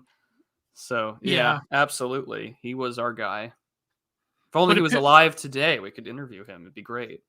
he probably would. He'd probably be so canceled that he would like be on, like he would go on Restoring Order and like so Mr. Pre. It's sort of like that. First of all, I don't know why Biden RP Groiper blocked me, but apparently he blocked everybody. But apparently, like that one film where it's like Earth Rabbit. It's like the edit where Earth Rabbit interviews President Trump. It's like an AI thing. Did I you have see not. that? No, I did not. It's pretty hilarious. Um, but anyways, yeah. So this was also inspired by Ghost, and they wanted to get Bette Midler. you know, yeah. I'm just reading the blurb here, but it has a lot of different influences by like different rom-coms, and it's sort of like the ultimate rom-com. You know what I mean? Mm-hmm. So Baltimore Sun's writer Stephen Hunter described the film as shameless romantic fantasy, and its heroine a sort of icon of nearly pure 50s innocence. So even in the early 90s, it was sort of like tame. It was sort of like a refreshing throwback to like pure romance. Yeah. And yeah. So Ephron uses an affair to remember to challenge the cinematic joys that predated her own films. Observing the 1957 film brings at least 4 female characters to tears throughout Sleeping in Seattle. Ephron describes an affair to remember as a running character throughout the film, which Annie routinely refers to a guide as her own love life. Yes. An affair to remember, yeah. Well, it is kind of like self-referential to another film, right? So yeah, I mean, it's based off of or partially takes influence from and is inserted. It's very in your face, right?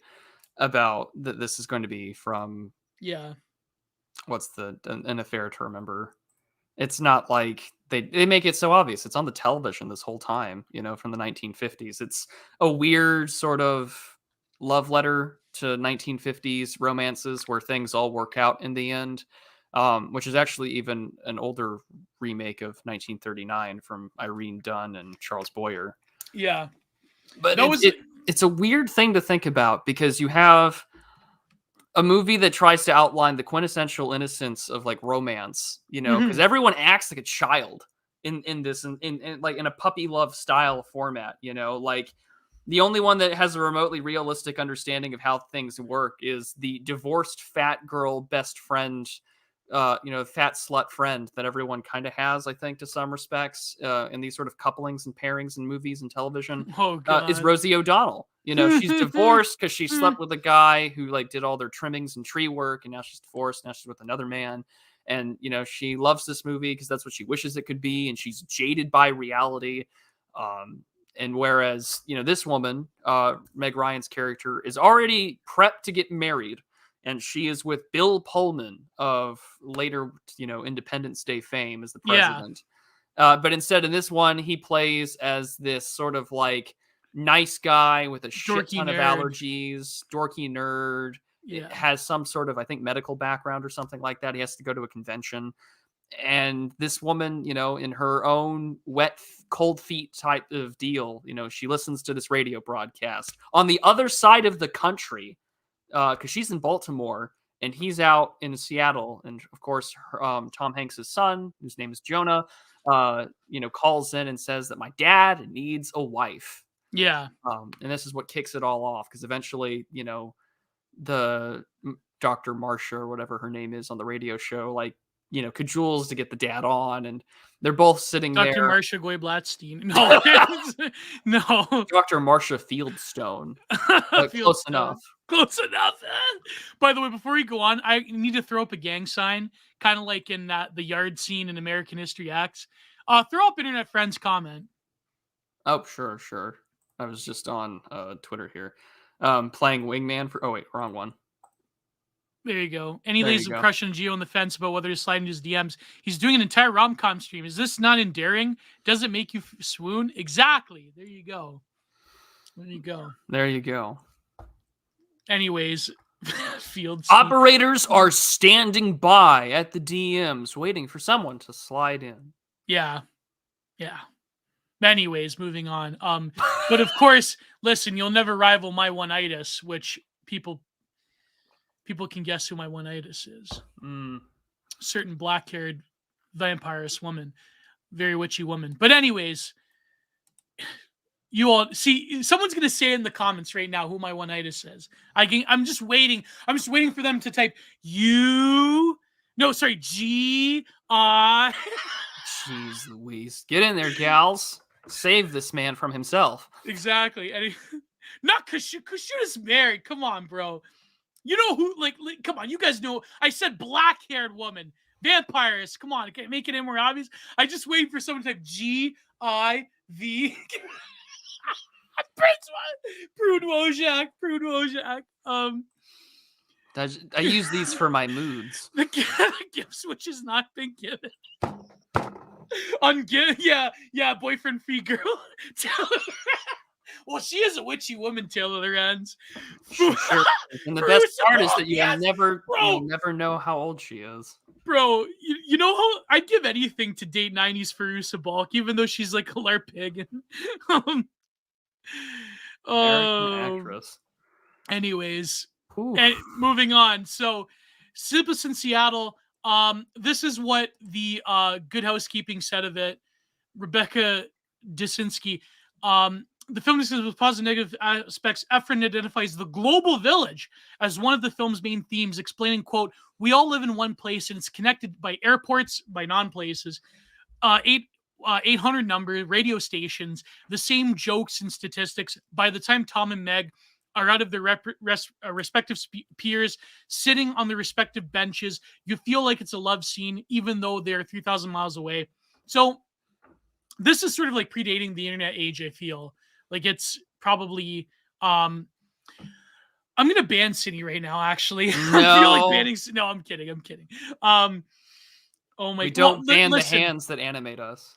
Yeah, true. But listen, no, ContraPoints will always be owned by Philosophy Tube. So that's not... always be owned by the deep state. So and the deep state. Yeah, and the deep state, as well as Philosophy Tube. So anyways, so I feel like this, it's funny because it's sort of like I said the same thing about Videodrome, but in a different way, where they're trying to find ways to preempt the internet and the mass availability of it.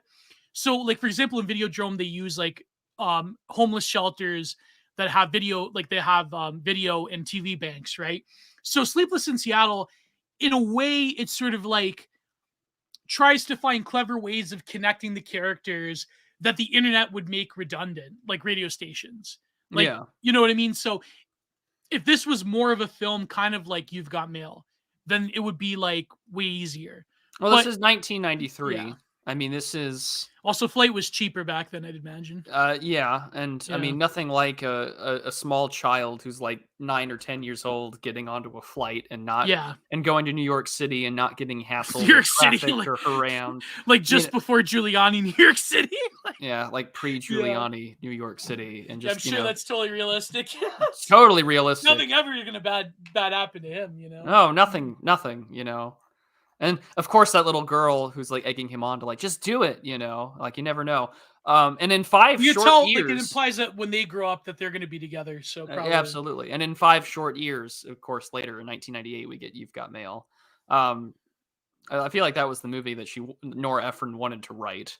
It had to wait, I guess, for the tech to catch up. Who knows? yeah, But I mean, this movie is it has everything that I see in all other rom-coms. yeah. You have sort of the It's the ugly or rom-com. jaded. Yeah, it's the rom-com. And she's got Rosie O'Donnell as the like jaded romantic best friend who can only live vicariously through the innocence of other rom-coms because she's been jaded by her own decisions. Meg Ryan plays as the innocent character who still thinks that love or true love and connections and love at first sight can be real. And and at the same time, right, Tom Hanks plays as a much more realistic guy where he's just like, Yeah. and I love this line because he's yelling about this woman, about meeting her in New York City because his son is setting it up, and he's all like, well, actually, I'm going to go meet this woman, we're gonna have a getaway at the Holiday Inn. And he's like, it's the 1990s, nobody's getting laid but me. I was gonna say this film has a lot of groyperous anti-feminism as well. Like they mentioned this in the reviews where they said that he mentions, like, in the era of quote third wave feminism in the 90s, that he's the only guy that's gonna get laid, and that like basically the dawn of the incel is upon us. Which even back in, like, when was this made? 1993. 93. Okay, I was only 1 years old. What month in 93? What month in 93? That's a great question. Let's go find out real quick. I may have only been a few months old in 93 at this June point. 25th, 1993. Oh my god, I was only like 5 months old. Yeah, when this film was made, released. So, yeah, because I was born in 92, but in December 23rd, 92. So, yeah, so I was only, yeah. But so this is like, it's aware of how like living in like urbanite America, like, there's sort of like still is like the culture war, like you could still see like a little shade of it, but the culture war was much less developed. It was sort of like the acknowledgement of like, oh yeah, the feminists. Like it wasn't like a big deal the way it would become when the millennials came up. So no, I did no, enjoy word incel. Nobody knew what incel meant in '83, but there was a discussion though about this in the wall in the film as well, because it's just like that's right. you had three people sitting at a desk. It's Rosie O'Donnell and two other sort of mainstay 1990s like character actors that you've probably seen in every other sitcom in your life, and they're all arguing about getting married. I can't over believe 40. Rosie O'Donnell's based nowadays. I can't believe that, man. Like, But, it's they were all over. They were talking about like the odds of you getting married after 40, because they are all talking about this like radio station and the call. You're like, well, it's almost impossible to get married after 40, and you have this like lanky Norwood fella, the fat guy, and then Rosie O'Donnell on the table, and then Meg Ryan walks in with the ideal attainability, the ideal romantic innocence. And she's like, what are you three losers talking about? What are you like balding fat bastards complaining about? Yeah, you Norwood cells. Get out of here. Fem cells, yeah. And she's like, I think that love is possible. And it's like, well, you've kind of got everything going for you. And what makes it worse, right, is that she's a journalist and he's an architect. And it's a very urban coast to coast film. And like, this call happens and the son lets all these love letters come in. And again, we get this sort of like, we got to shit on flyover country. It's like, do you even know where Oklahoma is? And he's like, kid's like, I don't know, somewhere in the middle. And he's just like, yeah, somewhere in the middle. And he points to like a map of the US, which is conveniently on the wall. Let's go have someone close by, not anybody from the middle. It's just like, the beginnings. And I mean, this isn't the beginnings. There's been a million movies about coastal shit because that's where all the cities are. But, there you go. But also, like, it talks more about femcells because, like, the fat guy, he's like, well, a lot of these women, they're desperate, marry a guy. Like, it's like it's like, in fact, it was still an era where like it was easier as a dude to find someone than as a woman that was like over the age of 40 and single. So like it basically like talked about femcells before we even know what a femcell was.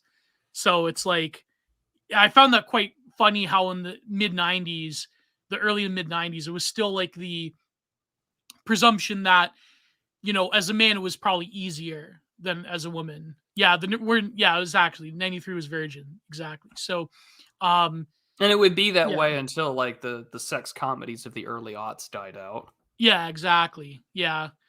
But one side note, Mr. Patchouli, who is the Canadian was on Rebel Media, the Canadian Lauren Southern. Lauren Southern is the Canadian Lauren Southern. People forget that she's Canadian. She lives in Australia now, but people forget that she was a Leaf. So but anyways, yeah, so it's the dynamic I found interesting, like the social dynamic of it, because nowadays we live in such a different world with like the incel and the femcel that it's like I couldn't imagine a film like this getting made nowadays. Like, you know what would it be? It would be Achilles in that it would be Achilles and that girl with the OnlyFans. Well, I think we said this before we went live, or maybe we mentioned earlier, but like I look at this film and I think about it in today's context, where someone, let's say an older gentleman, mid to late 30s, or maybe even over 40, to continue on with the discussion here, was that a man loses his wife. Yeah. And he personalized. Okay, I'm gonna make a terrible connection here. Oh God. Someone of prominent fame loses his wife. Yes. And he is struck by it harshly. Mm-hmm. He has children. And he blogs about it. And he puts it out onto Twitter, and it's propagated everywhere. And all over the world. And especially in America where he lives. Would he get sympathy for it? He would get sympathy for it. And there would be people looking for him. But it's not by the pressure of his child, because, in fact, a man has his own needs and his own interests. In this blog, he does call for anyone available, for a boyfriend-free girl. And the people answer and respond. God, okay. Oh, no, I just got it. And indeed, the 2023 remake of Sleepless in Seattle is a Dark Elf remake. Would be a Dark Elf remake starring Curtis Yarvin and women of all sorts of ages out there. Sleepless in Substack, it'd be like that. Sleepless in Substack. Bro, that's so brutal. Like that's true. It's true. No, it happened. It's true. It happened. I mean, today someone could probably, although I think if it were someone not like him, it would be someone on Twitter doing this lengthy thread about his lost wife. And then maybe you could have his son take over the Twitter account every now and then saying X, Y, and Z about wanting to help him find somebody. But it would be sort of being like laughed at with derision, being like, lol, whatever, like you're lonely. And it would be an e-girl art hoe, and it would be, from Times Square in New York, and it would be like Curtis Yarvin, the reactionary blogger. Like, come on down to San Francisco or something, And then the live stream, she would like put a super chat in to follow the rules on the live stream, and it would be like, or she comments on the Substack and he looks at it and he doesn't know what to make of it. So rather than replying to the comment directly, he finds her through like the subscriber email list and then emails her directly, and then all sorts of shenanigans ensue, and we're left heartbroken because it seems like it won't work out. And then, they somehow meet at the top of the Empire State Building like they planned. Although everyone's like stream sniping, so this like poor fuckers are getting like mocked by the crowd as they're going. They're like, "Oh, it's the Sleepless in Substack fucker! Like, we better go harass him or whatever." It would be like Baked Alaska and that one schizophrenic girl on the IRL stream. Physical Kelp is in the chat, and it could be like, what's the word I'm looking for? He goes up to the Empire State Building, but he gets like knocked out, and it'll be like if Ethan Ralph in the streets of Spain. It'd be pants. It would be Pantsu and Ethan Ralph. Oh my God. So these things could happen, and I'm sure that they do happen every day because people meet on Twitter, people meet online, and that's the nature of communication. Is. Curtis and you know who. Oh no! It'd be a real woman. Yeah. It'd be Curtis and Mari. Ethan Ralph takes over Rosie O'Donnell's role. Yeah, see, that works. Maybe. Could work. It depends on like if he's divorced or not nowadays. But I think, did Pantsu leave? I don't know. I haven't kept up with the drama. I don't keep up with any of these people. I rely on you and other people to tell me what the hell's going on in e-drama from people that were remotely relevant 6 years ago. I think it was Cody that said the dark romance between Margot and Radek. You know what's crazy though? Radek was only 18 at the time. That's not too. How old was Margot? If anyone, was she 16? And he was 18. Like, I feel like I shouldn't say. Okay, I know we shouldn't talk about But it was, age of consent. but I mean, what's the other aspect of this in regards to relationship stuff? Is that what else do you get? What was that YouTube pop star that came out and said that like her manager boyfriend or whatever was like grooming her and things like that? I'm trying to remember his name. He was like he got in a lot of trouble in the Me Too stuff in 2018. Who? Oh, A writer? no. So like the woman is a YouTube music person, and like she had came out during like the Me Too thing and saying like, oh no, like he was really into like these kind of creepy things, and he had done this with other women. Titanic Sinclair, thank you, No Name. Oh, I didn't even Thank know about this lore. yeah, Titanic Sinclair. And like I feel like that happens more often than not when it comes to the issues of um the Yeah. Mars Argo stuff, or no, Poppy's who it was, glamorizing, offing God, yourself. don't and mention manipulating her. Onision AM. Holy Oh, crap. that too, right? Like these are the things that happen, I find, and that would happen more often than this, like, Sleepless in Seattle bit, like, oh, it's the sun that really kickstarts it all off. But nowadays it'd be It would just be a like Twitch streamer. it'd be a Twitch streamer, Yeah, some with an younger art hoe. man, looking for an art hoe GF out there. Like, can we make it real? And it's like, no, actually, we just need you to like find this guy's like It would niche be gross specific. or with some British slang. It'd be like really niche specific like fetish stuff, while he can like maintain the semblances of a relationship. But instead of it being public drama, because thousands of people had heard this radio broadcast, it's How maybe a did few. Mulbug survive like leaving the one Silicon Valley woman that he impregnated? How do you like We were all respectful enough to not mock him talk about it? and Yeah. talk about it. Well, a lot of people marked it. No, I mean, Oh, I I'm know, sure like, a that lot they of did. gripers did. Yeah. I didn't. Not No, my we business. did. Yeah, I know, but I mean, yeah, I guess people just collectively decided to drop it because, like, after that Substack, it was like, I guess it was more or less amicable. So, I think Default knows her, is friends with her, but she's friends with everybody as a federal agent. So, no, I'm kidding. Good lord. Good lord. It's starting to sound like Nutcracker. We need to get Dan on. Actually, that book is so good. I think we should get him on next week to talk about short stories or something like yes, that. Yes. Because speaking of which, as we are live on air, our friend Lomez we're doing the Passage Prize winners mega thread. Oh, okay, there you go. Yeah, maybe you write adaptation. Well, there you go. We do need it as a script, though. But if anyone knows the ages of I know that Radek was only 18 years old, and she was like, I think she was 16. That's not like end of the. Oh, I shouldn't even say that publicly. But what do you think of a 16-year-old and 18-year-old Prude?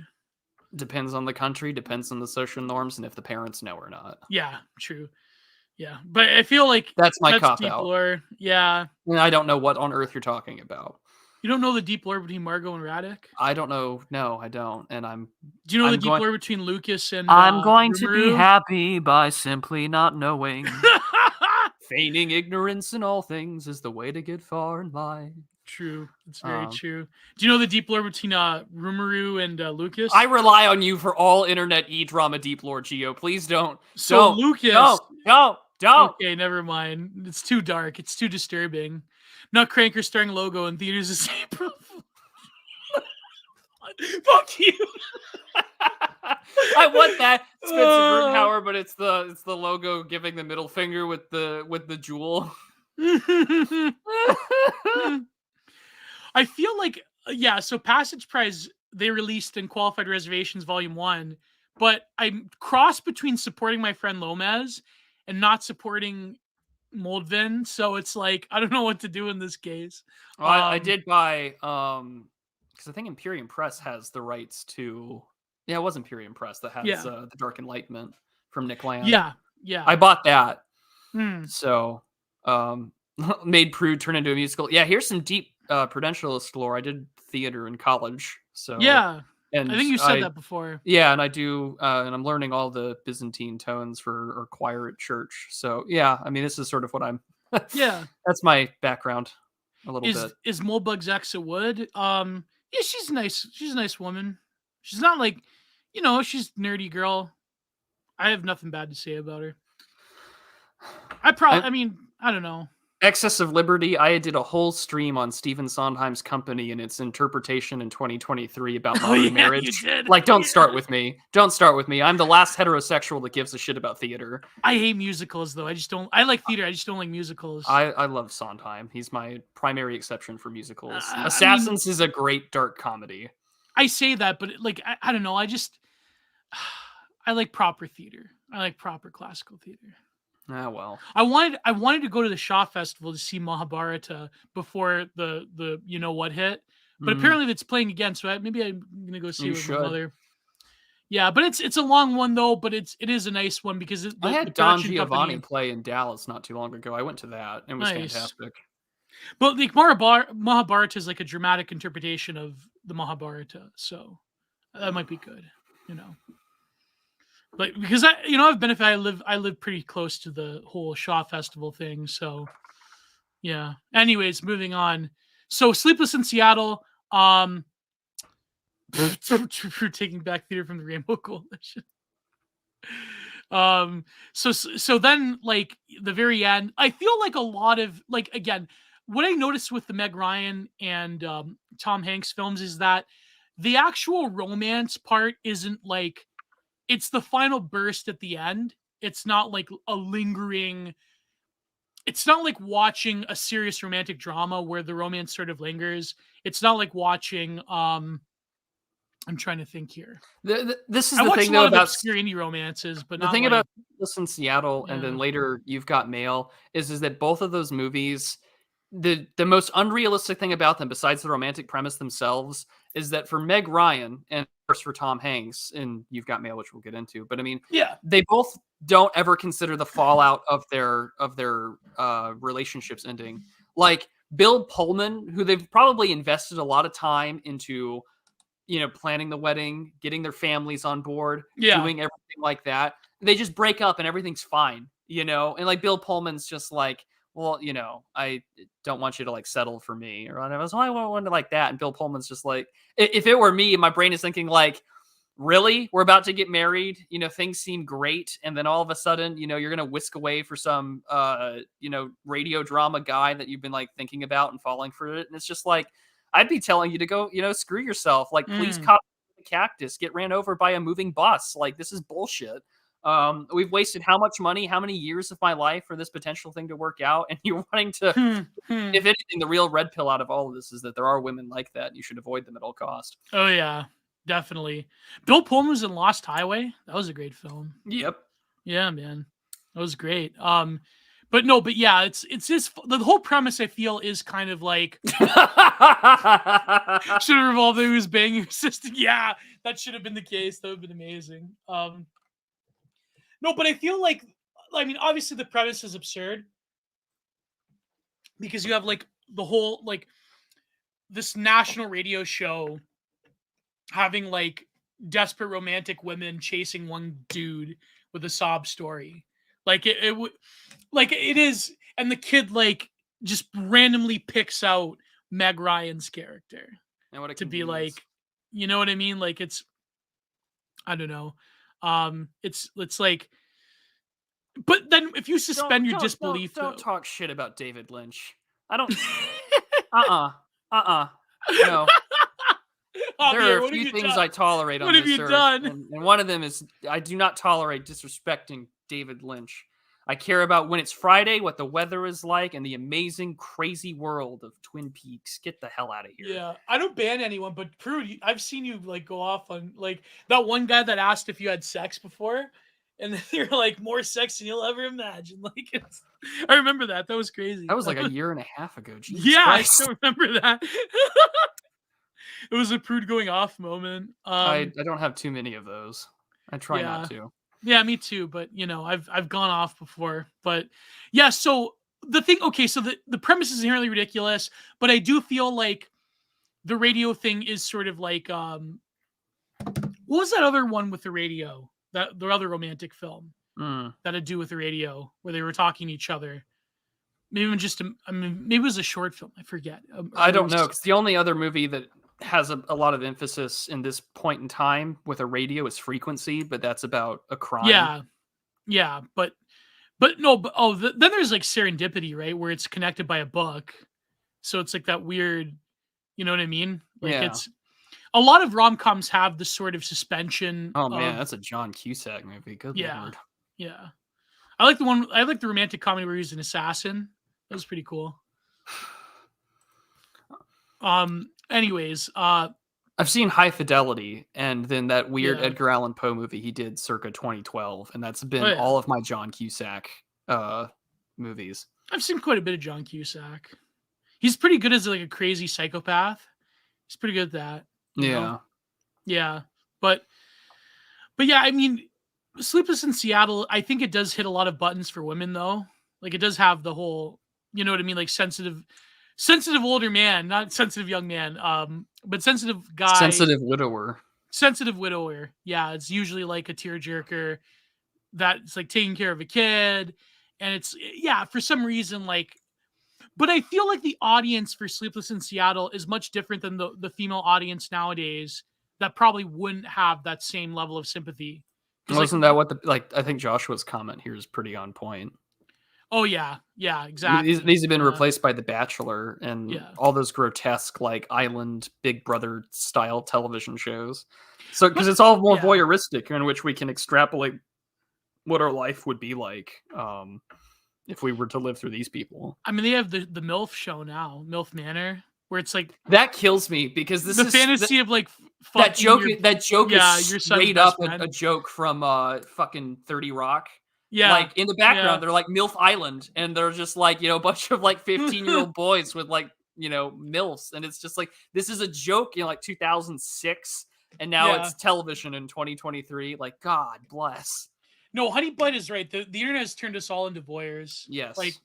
there was a great like independent romance film I watched with the internet called Sex and Lucia that was like pretty like it was a more realistic depiction of like what romance would look like on the early internet where it would like weave a story into it. Like even like if you read House of Leaves, you could say that like this the sub story with Johnny Truant is sort of like that, like the hopeless romantic story. You know what I mean? Like it there is no hopeless romanticism anymore. It's always like a fantasy.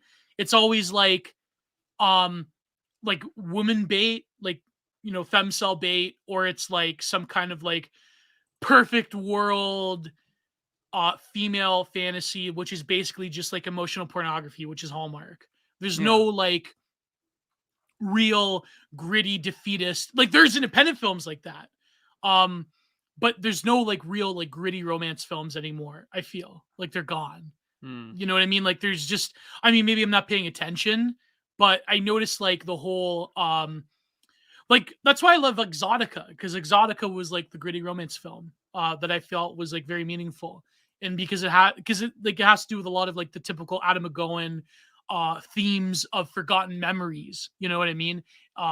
It, but nowadays, so I guess finally when they do meet, the whole like surprise of like the kid forgot his bag in the Empire State Building at the top, and like she's there and there's not a lot of like lingering in the carnality of romance. Hmm. But do you think this film could survive nowadays? Do you think like they could remake this film? What would it look like? I even fear Oh, a to million ask that times more question. diverse. Let's go Yeah. get that out of there. Like this is why I'm writing that review for La La Land. I know I covered it on to Cameron last year with Frody, but which I know he hates me for making him watch that damn movie. But the reason why I find it to be like that movie to be like so seminal for what it is because it's a failed love letter to Hollywood, and Yeah. it's the last movie that really did well, I think, for sort of a romantic, well done storytelling. I mean, it's competent. I don't want to give it too much credit, Well, I but guess it's Ryan Gosling films are like gritty romance films.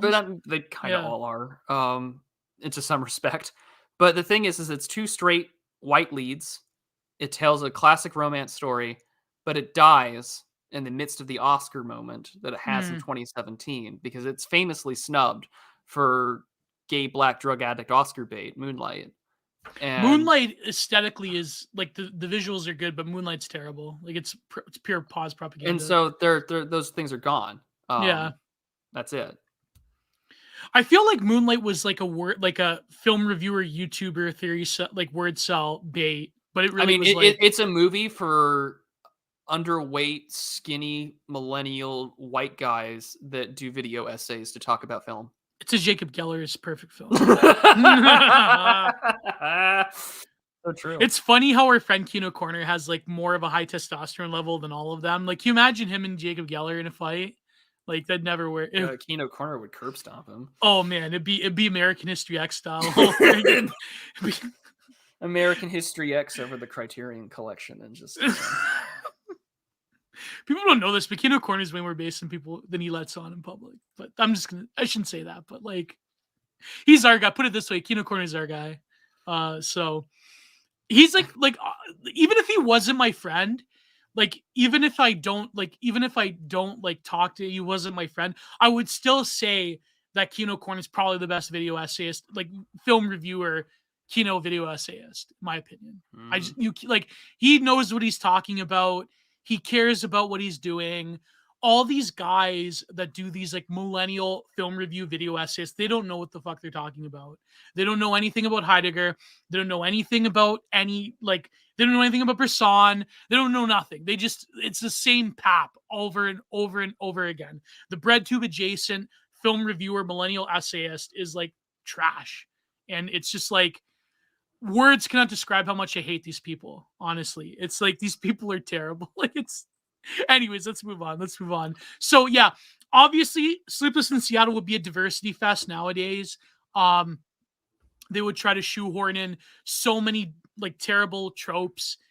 I don't know. Well, I feel like they've tried to do that though with most recently Jonah Hill's You People, where we have we have a Jewish family and then like a black family, and I think Eddie Murphy is basically Louis Farrakhan in that film. Oh yeah, he's like a hotep, and because Jonah Hill is allowed to be openly racist, they CGI like the kiss scene at the end. I only know this because on Twitter.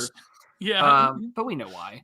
Well, of course, he's not going to experience the fallout of being racist. Of course not. He's protected.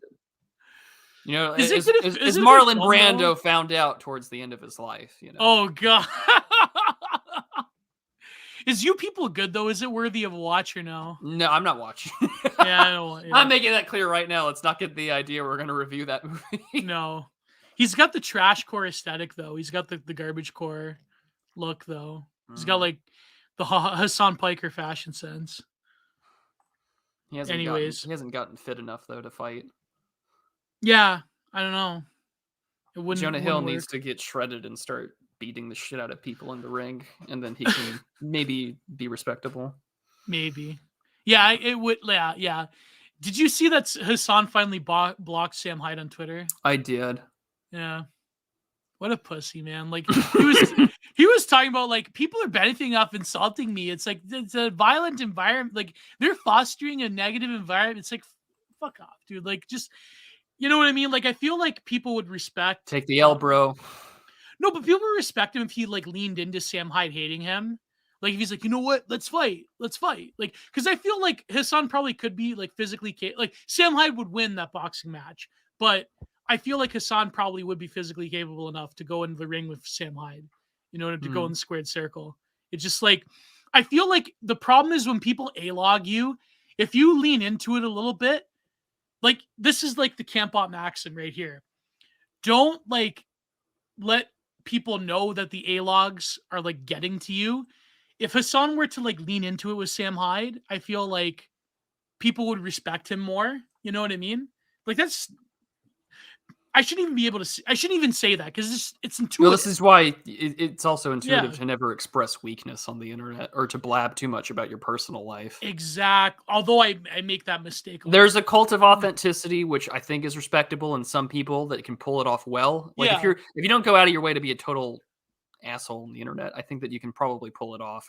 But then to some degree, right? Like depending on what your shtick is, the moment you cross a certain line, it's say over. Like Hassan, like they're normalizing violence against me. Like, shut the fuck up, bro. Just try to like diffuse the anger of like Sam Hyde. No, just step up and get into the ring and into the shit. Yeah, exactly. But anyways, moving on. So final words on Sleepless in Seattle. Is it yay or nay? I mean, it's a movie that will not ever be made again, and they will Yes. remake it, and it will be awful. But we Yeah. can enjoy it for what it is. Yeah, exactly. It definitely is kind of tropey. You know Oh, what I yes. mean? Like 100%. This is paint by the numbers. This you could ever get. Yeah, but yet it becomes like it's so paint by numbers that it like goes above the herd of other rom-coms that were being made at the time. And by the time you have like, I mean, this is the same Yeah. person who wrote When Harry Met Sally. So I mean, yeah, let's not kid ourselves. I feel like though there is a devolution between like Meg Ryan to who's after Meg Ryan? Cameron Diaz, rom-com bait. Her and then Well, there was like the what's her name? The Irish one for a little bit there. yeah, McDowell. yeah, Ronnie McDowell, right? Yeah. No, not Roddy, but What's her name? McDowell. I'm just looking it up. She was in 5 Weddings and a Funeral. Oh, Andy McDowell. Andy McDowell, yeah. So there was her. Then you would say like by the time you get to like Cameron Diaz and Katherine Heigl, the rom-com is done for. The rom-com in the hands of millennials, like the hands of like later. Well, it's the same Gen thing Xers with and like millennials. Richard Gere doing a lot of like romantic films too. Like he kind of had that role. Renee Yeah. Zellweger as So Renee well. Zellweger, yeah. Although I think her best stuff is on the stage, not the Yeah. not the movies. There's a reason why she does a lot of voice work now, kids. Yeah. Did Richard Gere do we're forgetting what's her face that did not Beautiful Woman, Pretty Woman. Yeah. What's her name? We're forgetting her name. Julia Roberts. Julia Roberts. Yeah, we're forgetting the era of Julia Roberts. Okay, now Pretty Woman is terrible because it's unrealistic. Was Richard Gere in Pretty Woman? Was Richard Gere the? Yeah. Okay. Yeah. Okay. 1990. Yeah, so same makes time, sense. really. Yeah. So you have this free-spirited war. Hollywood prosty. Exactly. So you have this war between like Julia Roberts and Meg Ryan. Like, so it's one of my favorite Norm Macdonald jokes ever is that all women want to feel like Julia Roberts in Pretty Woman until their boyfriend shows up with a prostitute at their birthday party. Yeah, exactly. So, Chappelle's Pretty Woman skit. We're forgetting J-Lo as well. I'm not a big fan. Like the J-Lo one where she's a maid and like the rich guy is was it Hugh Grant? Was the rich guy? I forget. So. What movies has she been in? Oh yeah, we're also forgetting McConaughey and Kate Hudson here. Yeah. There's so much deep lore to rom-coms. Oh, and The Wedding Planner, which is also McConaughey. Wedding Planner, yeah, McConaughey. How to lose your what was that? How to lose your guy in 10 days. How to lose a guy in 10 days. Yeah. Oh, and then of course that's where Matthew McConaughey really gets into as well as rom-coms.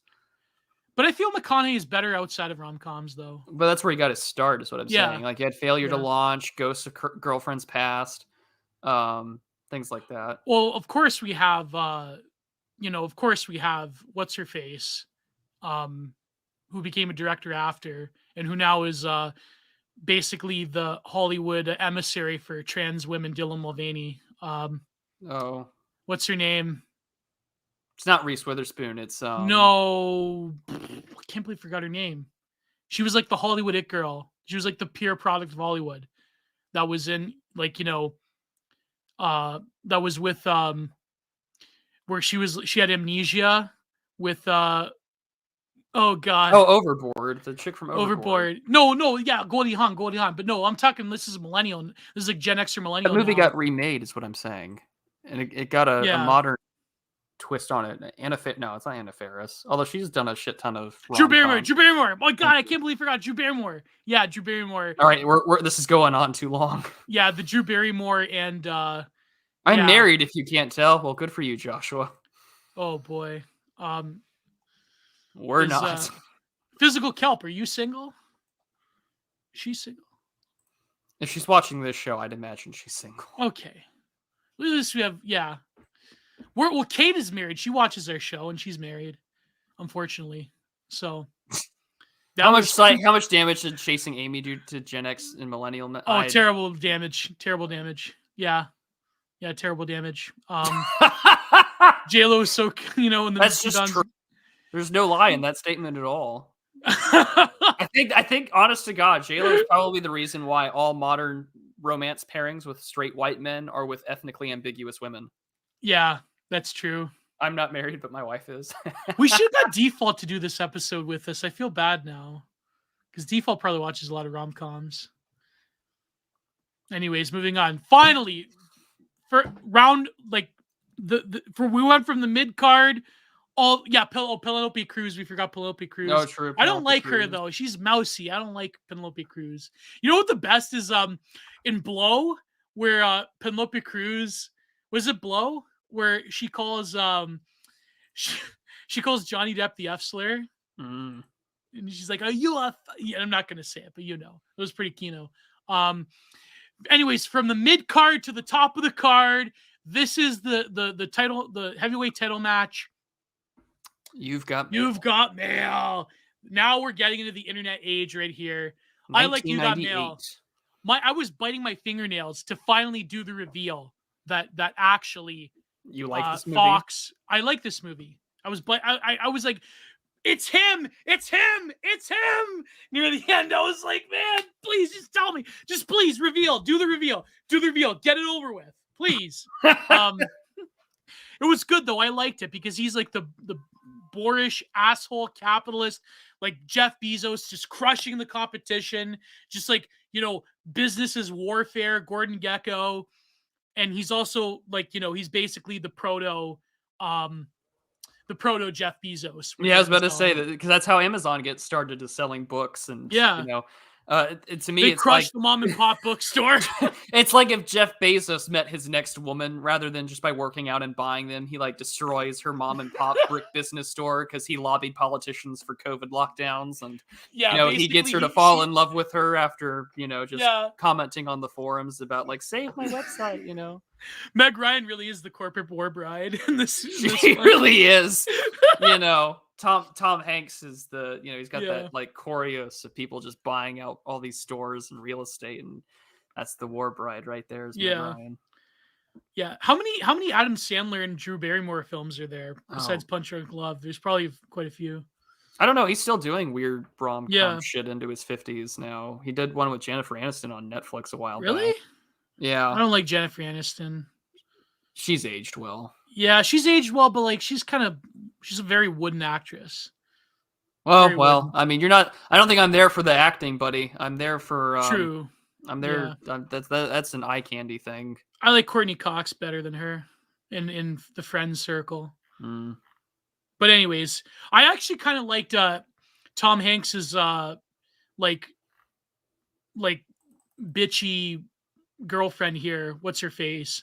She's also like she's an editor or something, a book publisher. Yeah, she's, what's the word I'm looking for? I don't remember what she does actually. Yeah, she's I know. I love Meg Ryan's boyfriend though in this film. Yeah, he's like the totally prototype for everything that I see on Greg Twitter Kinnear? nowadays. Yeah, Greg Kinnear's like the millennial. Like Greg Kinnear would be the millennial blogger or writer that has a job as a columnist at the New Yorker and is like your shit lib blue check mark on Twitter. He has like the cartoon avatar of all the New Yorker writers. Yeah. Yeah. And you know, and he's on television talking about why to save the bookstore. You know, it's got this Jeffersonian attitude about it. You know, and it's just like you've got DMs. You've got DMs. That's so true. He'd be canceled. He'd be like Virgil Texas or Sam Chris. He'd be canceled by answering DMs by e-girls. So you know, he'd be you know what he'd be? He'd be Kim Possible Facts, and he'd say the piss part is true. So Lord. You know, he'd be dating that OnlyFans girl. The Irish domestic violence face OnlyFans girl, Bibo. What's her name? Bibo. Something like that. Yeah, so he'd be like that, like the total like insufferable lib. But I feel like the lib of the New York in the 90s was sort of like the proto like millennial like shit lib nowadays that writes the New Yorker. But it was sort of like you don't like really take them seriously. It's sort of like, I can't believe you didn't vote. I can't believe you voted for Rudy Giuliani. It's like, Nobody cares. Get the hell out of here. Well, I love that part too, where Yeah. her because they're like going to the movies right Yeah, before it all breaks up, and it's like your grandmother, dated or slept with Francisco Franco, and it's just like the total shit lib like wall of text goes out. I understand, but like authoritarian fascist dictators, you can't sleep with those people, and it's just like, oh my god, this is aged so well. And in the end, when they mutually break up, it reveals that his love interest I didn't love is you like either. I didn't love you all at all. I mean, yeah, she's a Republican. Yeah, she's a Republican. So he's sort of like the liberal art hoe, but like the male version of the art hoe. Yeah, he's the liberal like writer that is like secretly into like the fash. Imagine if Virgil Taxis dated like a Sun and Red e-girl. like an eco-fash Sun and Red posting like e-girl. It'd be like, but I feel like that wouldn't work nowadays. It would be like, I don't know. Oh, you could. And I mean, what's worse is that they've done this. They have? Well, to some extent. They have this Netflix original where it's about like this sort of rambunctious sort of woman who like shacks up with a Marine. And like she's a total shit lib, and he's like, we gotta go kill insert slur here. And they try and make it work. Gotta go murk the Hajis. Yeah, basically. And I'm thinking to myself, I see what they're trying to do here, but yeah, it doesn't really work.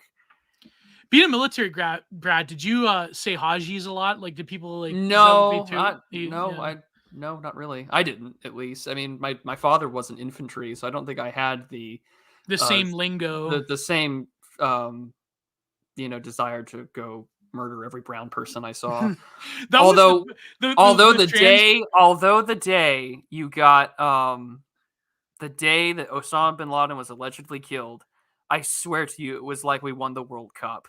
It was a military base. It was in high school.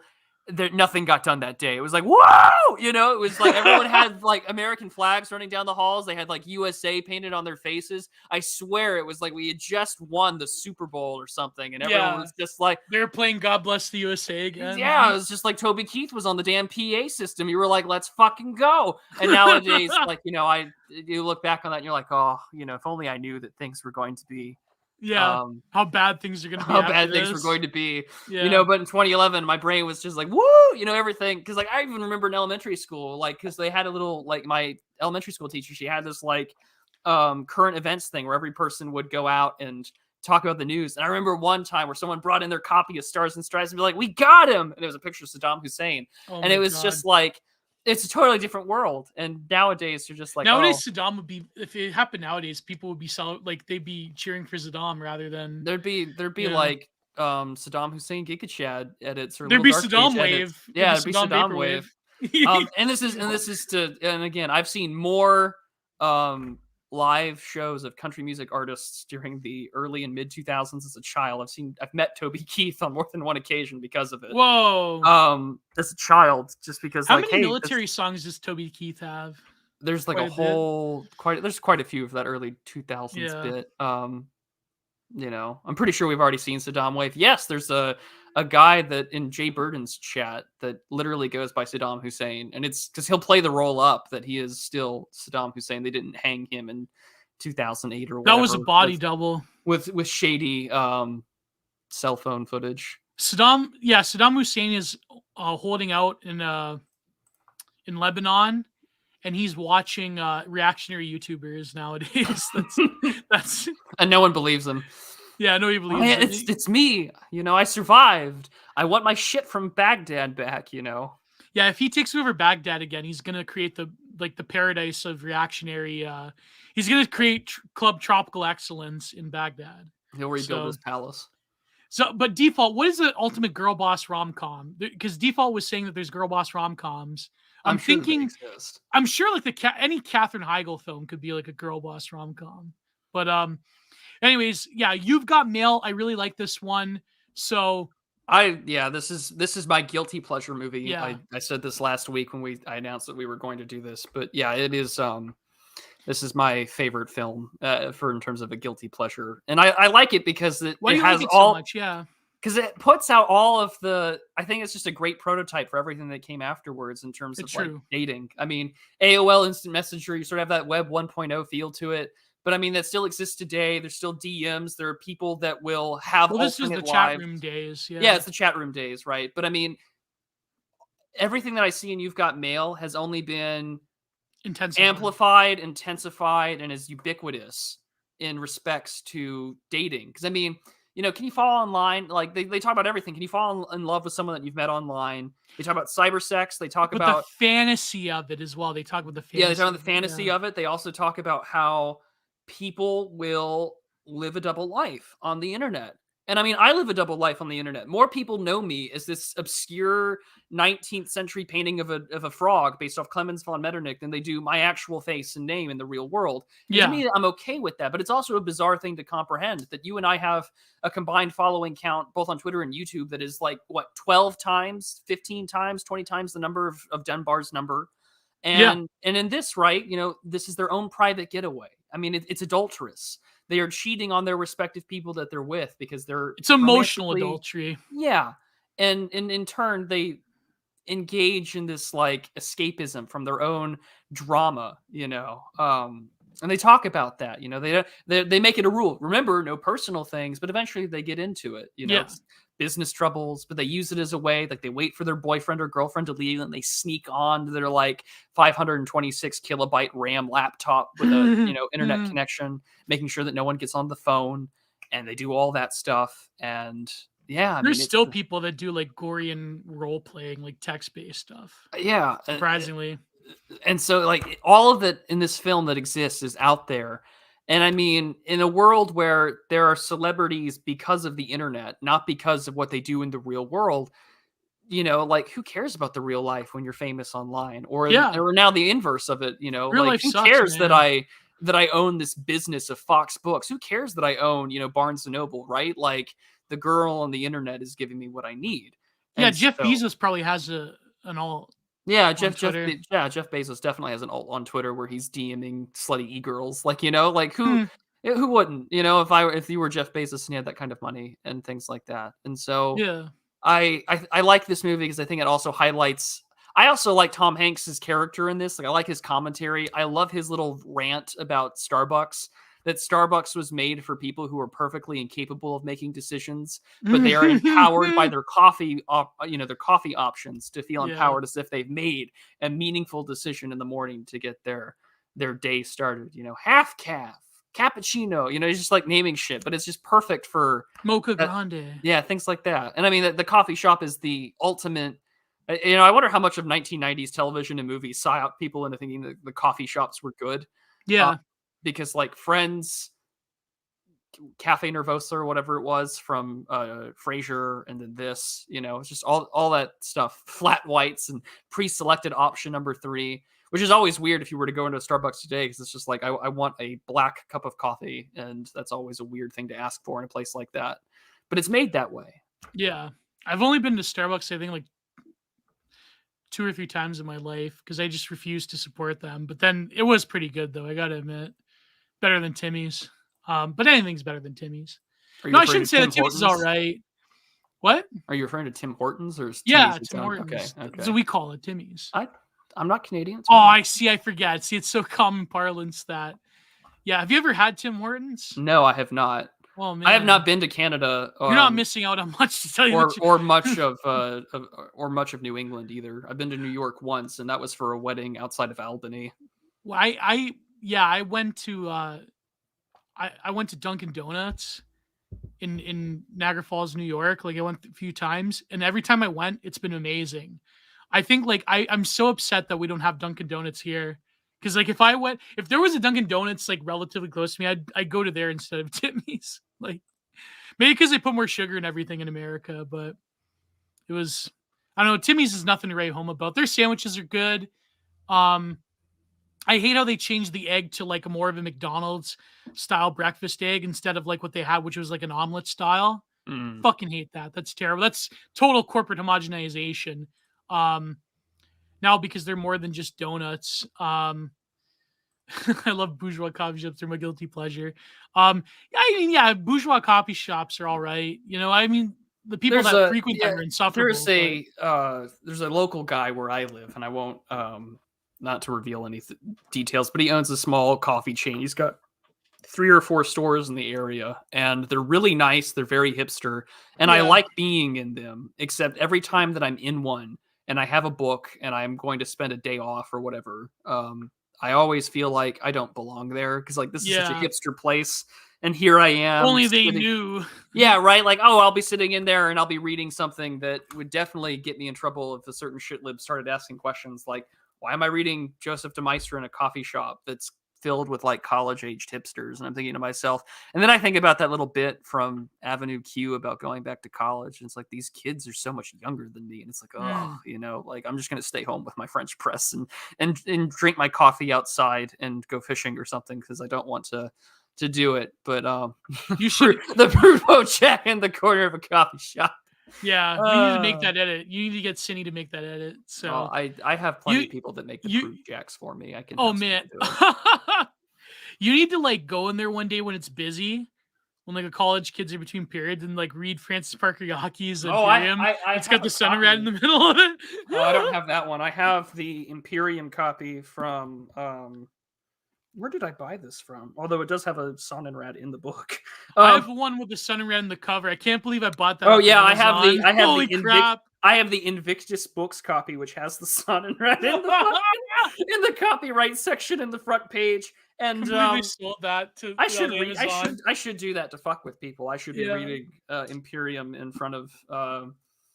Oh, that was bad, because they have a movie called Imperium, which I think is the one where with Daniel Radcliffe. With Daniel Radcliffe, like they didn't even have Imperium in the book stand. I know, and I popped off, and I made that comment to my mother and my father, who were watching the film, and I was just like, oh.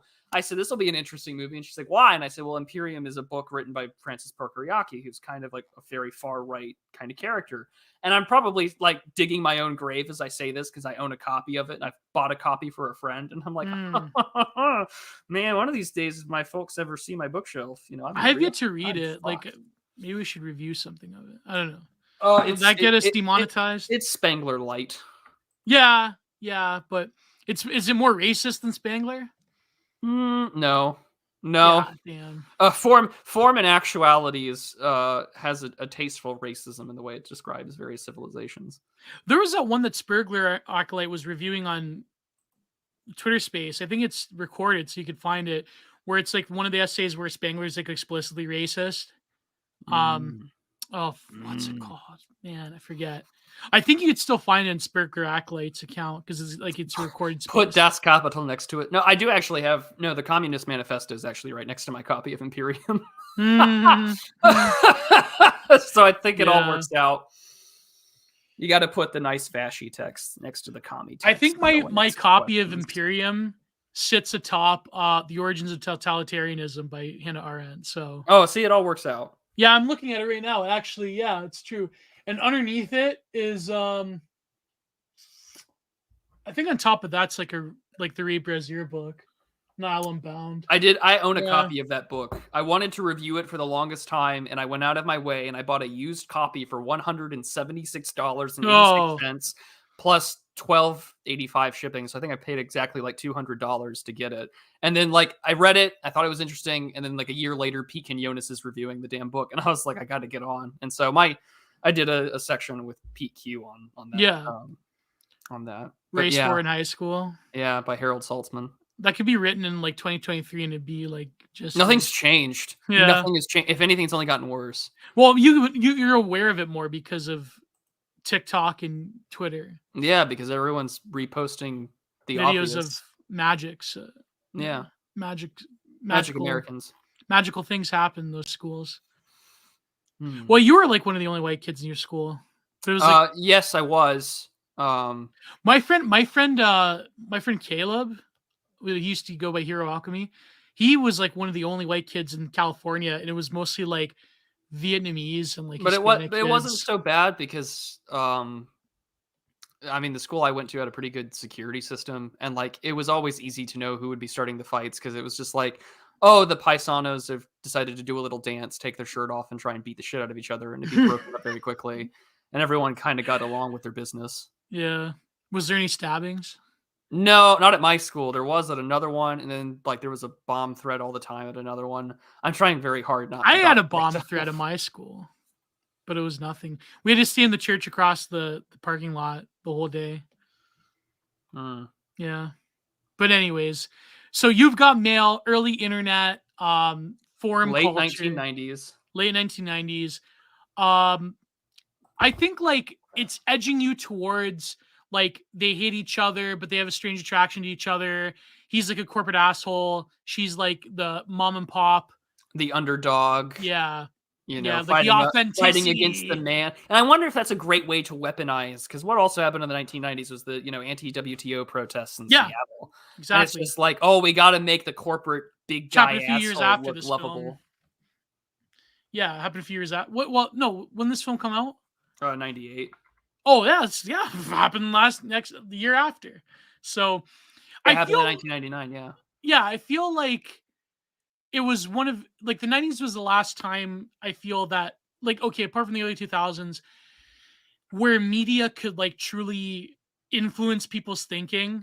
Like those stories you have where people would watch in their cubicles, they would have like corporate meetings where they watch the film Office Space and then like actually they like people would quit after watching the film.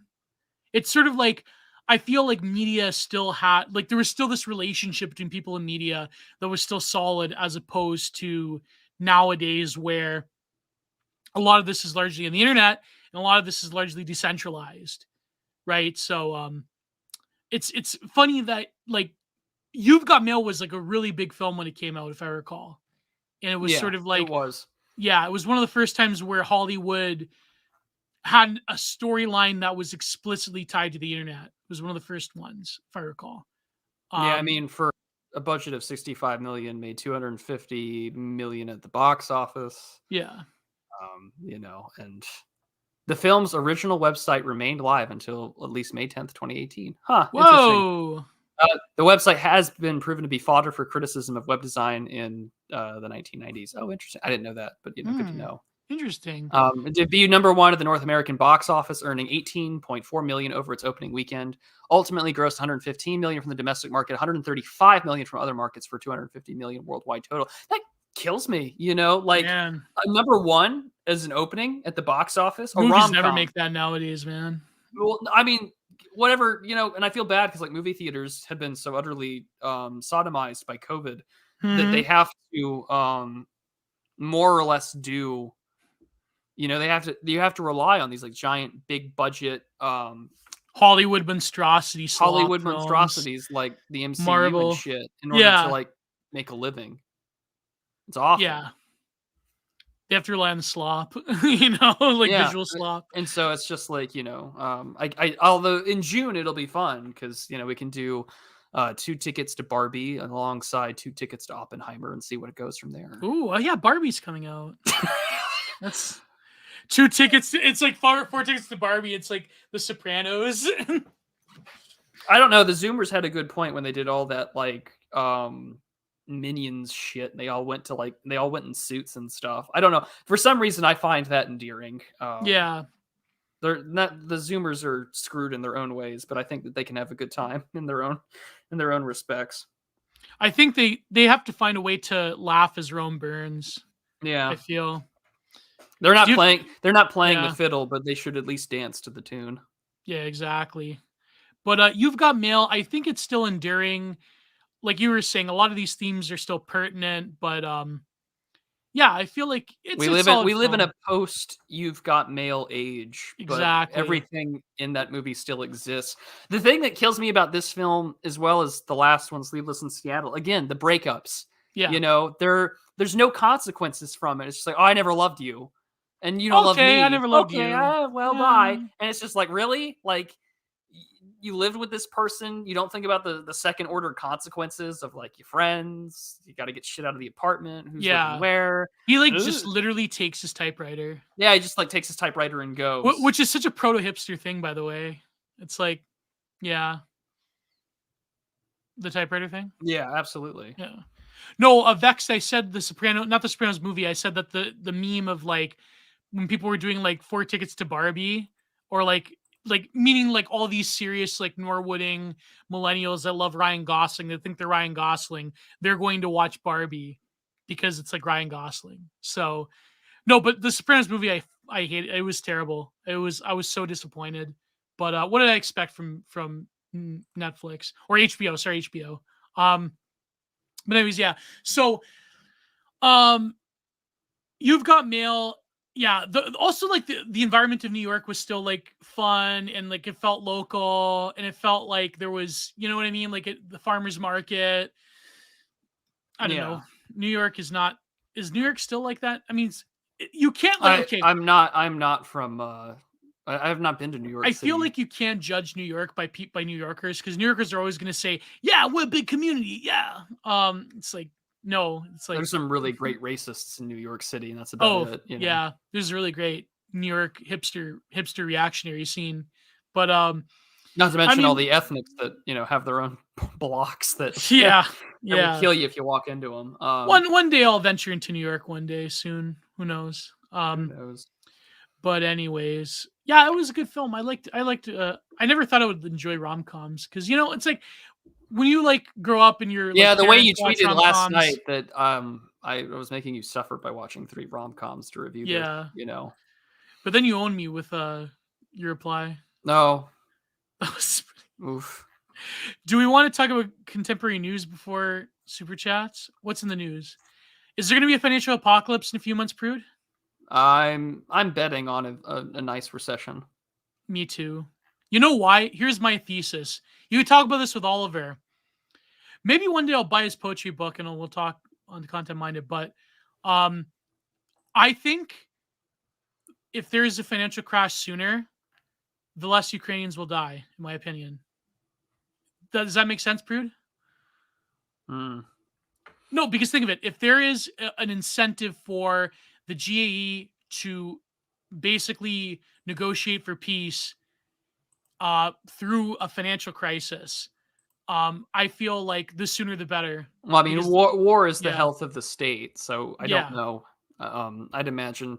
And here's the thing, like, Whether they would double down. well, no, but I'm just saying that, like, I think that they'd find a way for it to continue. It's still the principal Mm, foreign policy of the USG. I mean, we were yeah, still, true, true.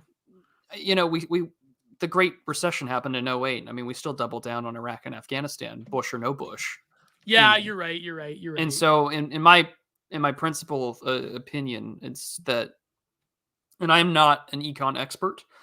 This is not my main background. I would recommend watching Radlib and Black Horse and people with banking backgrounds actually talk about these things.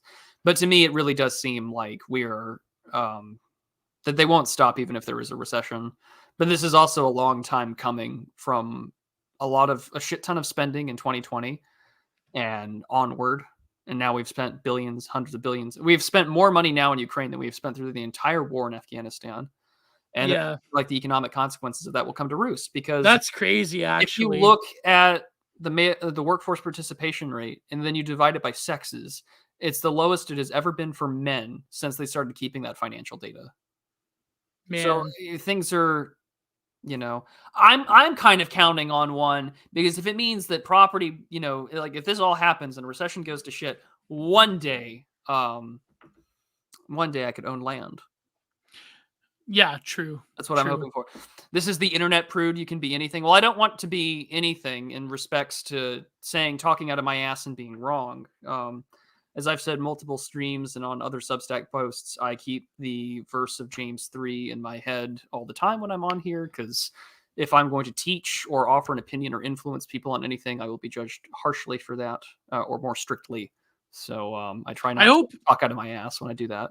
I hope our friend Apex has more time soon, I hope so because too. I pray for him all the time because he yeah. goes through so much shit working in a New York City hedge fund. Well, he's an actual expert in this stuff, so Yeah, that would he's be like a risk interesting. analyst or something. Yeah, yeah. He tells rich people what to invest in and what not to invest in. So he probably knows more. He predicted actually that in 6 months we're fucked. So you know, We'll see. we'll see. I trust him more than most people. So no, but I feel like yeah, I mean, it's actually insane that they probably spent more on Ukraine than they have on Iraq and Afghanistan. That's like I can't comprehend that. Well, How does just that even work? Afghanistan. No, but like, how can even like? Well, I guess when you talk about the amount of troops as opposed to Well, like, we talked about this. yeah, Sam Batch and I sort of talked about this because he had done some great graphs and things like this in regards to the geopolitics of even like 1910. And what is the man, UK concerned about in maintaining the height of its empire? It's, well, you really don't want like a Germanic Russian relationship yeah, to have happened. And yeah, now it's just exactly. like, well, are we so interested in Eastern Europe? Why are we so interested in sort of disrupting economic ties and pipelines between Russia and Germany? Well, that's an economic powerhouse that could disrupt the balance of power. And so who knows? Yeah. No, that's exactly. I feel like The the geopolitical situation of 1910 is not all that different from the geopolitical situation of 2023. We just have nuclear weapons and oh my sanctions. god, and more, yeah, and drones. That's man, that's crazy actually. How history like rhymes like that, you know. But no, but I feel like the Germans are probably getting like secretly in the most private of thoughts. They probably do feel that a lot of it is to prevent them from getting along with the Russians. They probably like Schultz probably knows this, especially about they know what happened with the pipeline. Come on. They know what happened with Nord Stream. They're not stupid. I mean, well, actually, yes, the German leadership is stupid, but they're not completely like they're not that stupid. You know what I mean? They Yeah. probably know what's happening, and it's not good. So, anyways, what other Spice Girl, sneezing girl? Who cares? Uh, Honestly, I find it bizarre that for all this talk of longhouses, gynolatry, and hmm female-centric safetyism that Loma's outlined in First Things, the moment something like that happens, it is here is basement your girl. let me throw down my coat and my cloak over this puddle for her to tread on. It's like something Default said in our show with Helena.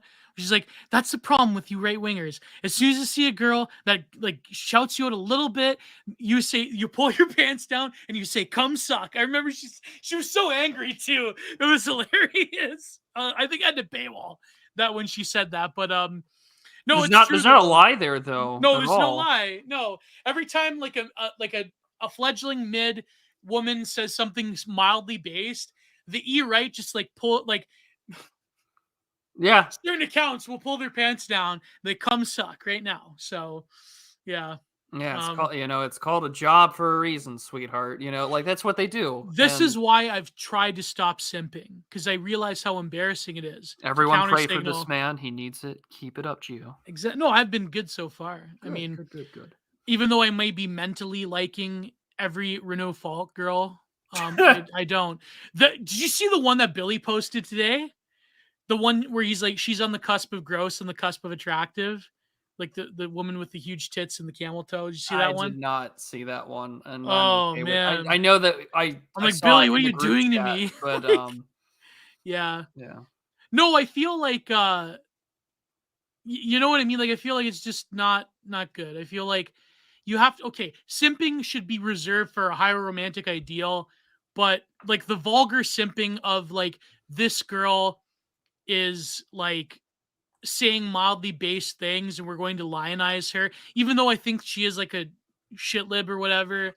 And I mean, it's like the Gio Scotti thing. It's like, just get over it. Like, don't do this whole like tongue-in-cheek comedy act of like Roman Tallboy. Like, it's embarrassing. Like, just I don't know. It's just I it's couldn't imagine embarrassing. you saying this 6 or 7 months ago I either. know, right? No, because you know why? Because there's certain coal accounts, there's certain, cadre of coal accounts that do this thing. And it's just like, you know what I mean? It's embarrassing. It's embarrassing.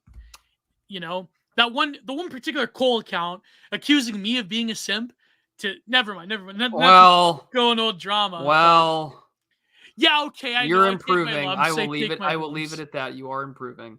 Yeah. Um, I just ignore it. Like a lot of like debate stuff, like when Billy posts like fellas, I ignore it nowadays. I ignore it. But people pull me in though. People pull me in. I Like, like it when Billy talks about anything other than fellas, and then yeah. woman that either 85% of men would say no to or 85% of men would say yes to. Yeah, It's a great exactly. formula, and I love Billy for it. No, But I love when he fella posts, but I know I have to abstain from commenting on it. So, you go. yeah, I heard ZP. I saw that apparently the Blackhawks they decided to remain coup, and they're not going to wear the Pride alphabet jerseys. people's jersey. Yeah, that's pretty cool. Which is good, man, because like I think like it's better optics when the Blackhawks do it because they are like an original team. Like I believe they are the original 6. So yeah. As I was Why'd big, you have to ask that? Why? well, we Why? talked about this last episode. I is always cool? thought, so this is the funny thing. I always thought it was just a more racist way of saying cringe, and then I've learned that there's a whole terminology for it. Terminology behind it. Yeah. So, Remember, the coal heats up the gems, though. The coal keeps up shitty the takes allow for good takes to exist. Exactly. But most thing is like the problem is the algorithm is basically being weaponized by Elon to be coal. Like the algorithm is min-maxing. So all you're seeing now is nothing but endless coal. Like there was this tweet today where it was Twitter turned 17 years old today. And they said, "What is your favorite tweet?" Oh, it's getting old enough now for libertarians to stop being interested. Yeah. Oh God. Yeah, the age has left the clock now. So there you go. Oh, I had said I saw that Twitter thing, and I said they're mostly lost because they keep banning all the good people. Yeah. Some of my favorite tweets were from Martin's first account. Oh yeah, yeah. There's exactly. I do want to do a forgotten Martin gimmick account because I have forgotten so Martin Cosmistic. Yeah, I have so many of his bangers saved. That's like the guy that does the forgotten Nemitz. The guy screen caps before Nemitz deletes them. So, like, you know what's There's funny? I knew there are some bangers in there. There are a lot of bangers. Like I feel like deletes too many tweets in the same way Martin deletes too many. Well, tweets. I delete a lot of tweets because I just fear that an irony bro is gonna like screen cap. But yes, no, I agree, Mr. Patchouli. Twitter is experiencing an algorithm retification because I really can't stand the for you page because that feels so TikTokish. Like I don't want to see shit from 17 hours ago that got 28 million views or whatever. Like I don't care. I do care more about what my friends are saying, and like it was so good. It was either home or recent tweets, and you always defaulted to recent tweets. So you could keep up with what everyone was saying, and now it's fucked. It's all fucked. You see tweets from people that blocked you. Yeah, like even Pariah like unfollowed me, and she still saw my tweet about anime and Christianity. So, like, by the way. Never mind. I'm not gonna. This is not the 2 minutes of Pariah hate hour, but But anyways, the point being is that, you know what I don't like is that Elon he incentivized you to go to the For You though, because you know what he does. You can't see the live ongoing Twitter Spaces in the what's the second one besides For You? What's it called? Following. You have For You and following. Yeah. Yeah. So you can't see Twitter Spaces on following. You have to switch to For You to do it. So, by the way, every time I see For You, I think of the Stain song For You. Yeah. So so Elon, he does this one little trick to incentivize you to look at the coal that is For You by saying that so when you switch when there's Twitter Spaces live, switch to following. You can't see the Twitter Spaces. You have to go to the For You. It's what a bastard. What a clever bastard. He just incentivizes you to look at the coal, So yeah. Satan blocked you, Vex. That's pretty good. I hate that account. Speaking of coal, speaking of Reddit coal, the Satan account is just like nonstop.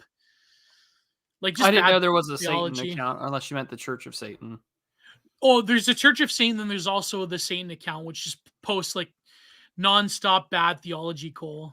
Oh, well, I try my best to stay away from most people's theological takes for that purpose. The only exposure I have from the Satan account is the what's the account that follows us? The non-Christians and neo-pagans posting L's account. I follow that one. Yeah. I will admit this honestly. I loved this account. I miss sayings of the online elders.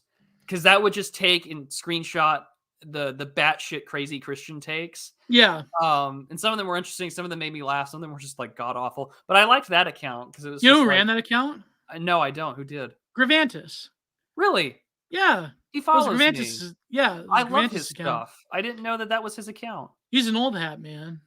I was Yeah, friends with him for a long time. Yeah, back in the yeah. follow the rules days. He and I have had some DMs back and forth. I want to have him on one of these days. I didn't know that. I didn't believe it was his account. Yeah. Well, now I'm gonna just DM him and straight up ask because that was one of my favorite. That's one of my favorite Twitter accounts.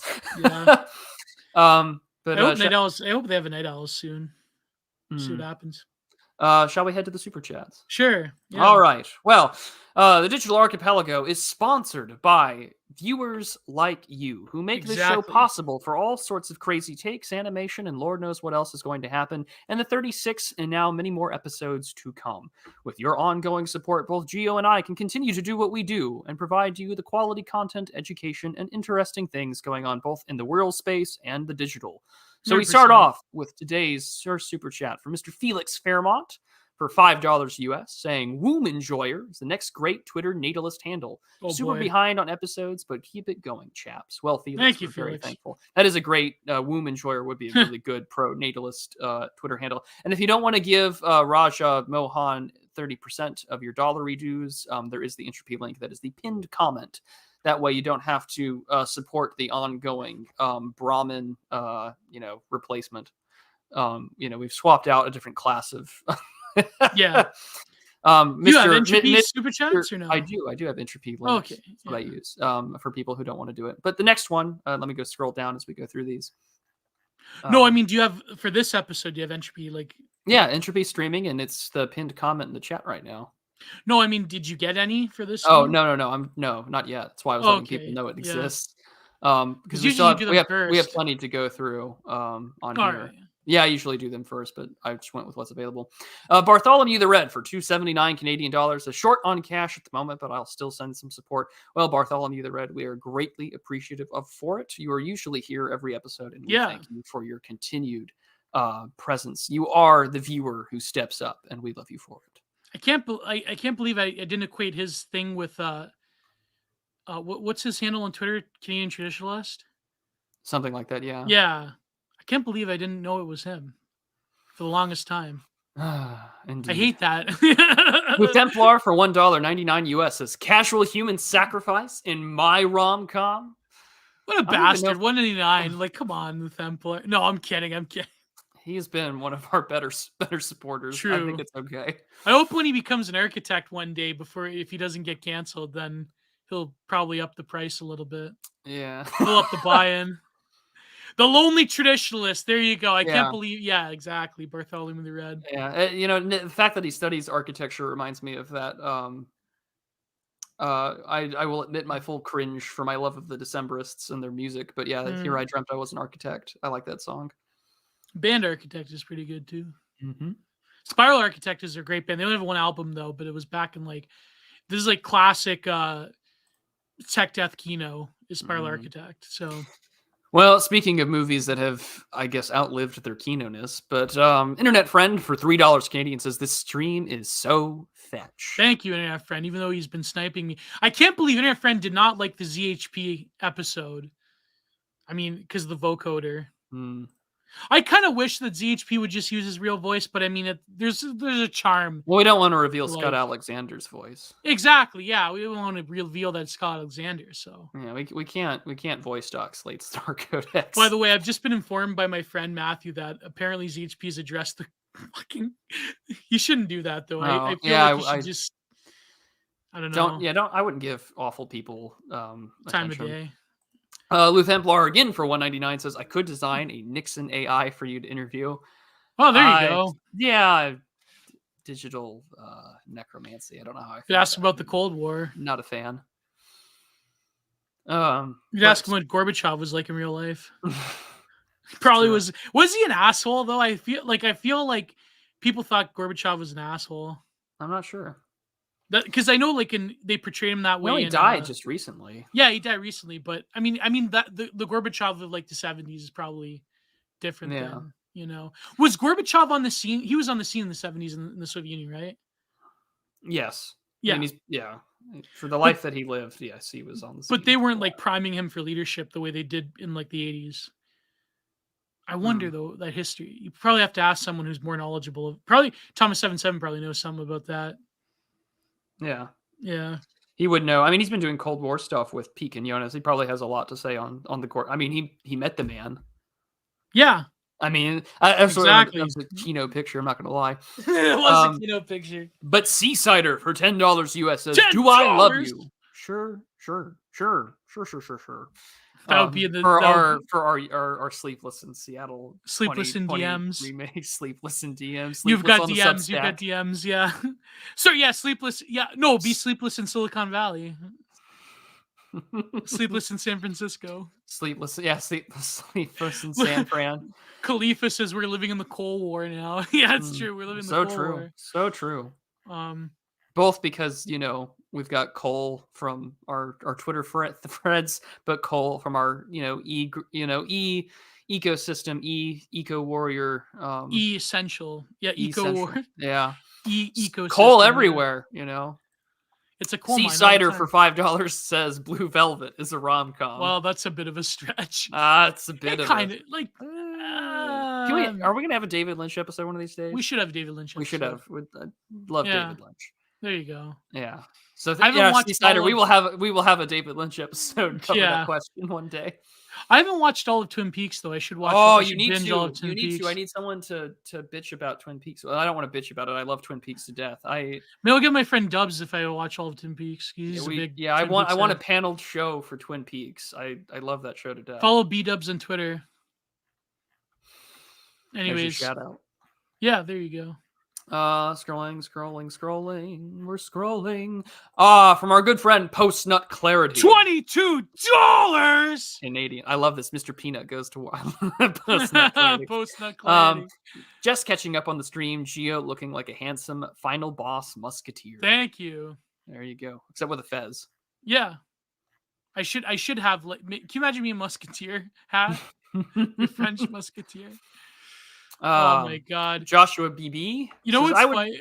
Go ahead. I was gonna say one of my old man's favorite Trios of Horror episodes was the sign one, and like his favorite scene was when the Mr. Peanut like took the bus and opened it up like a peanut and like swallowed the people.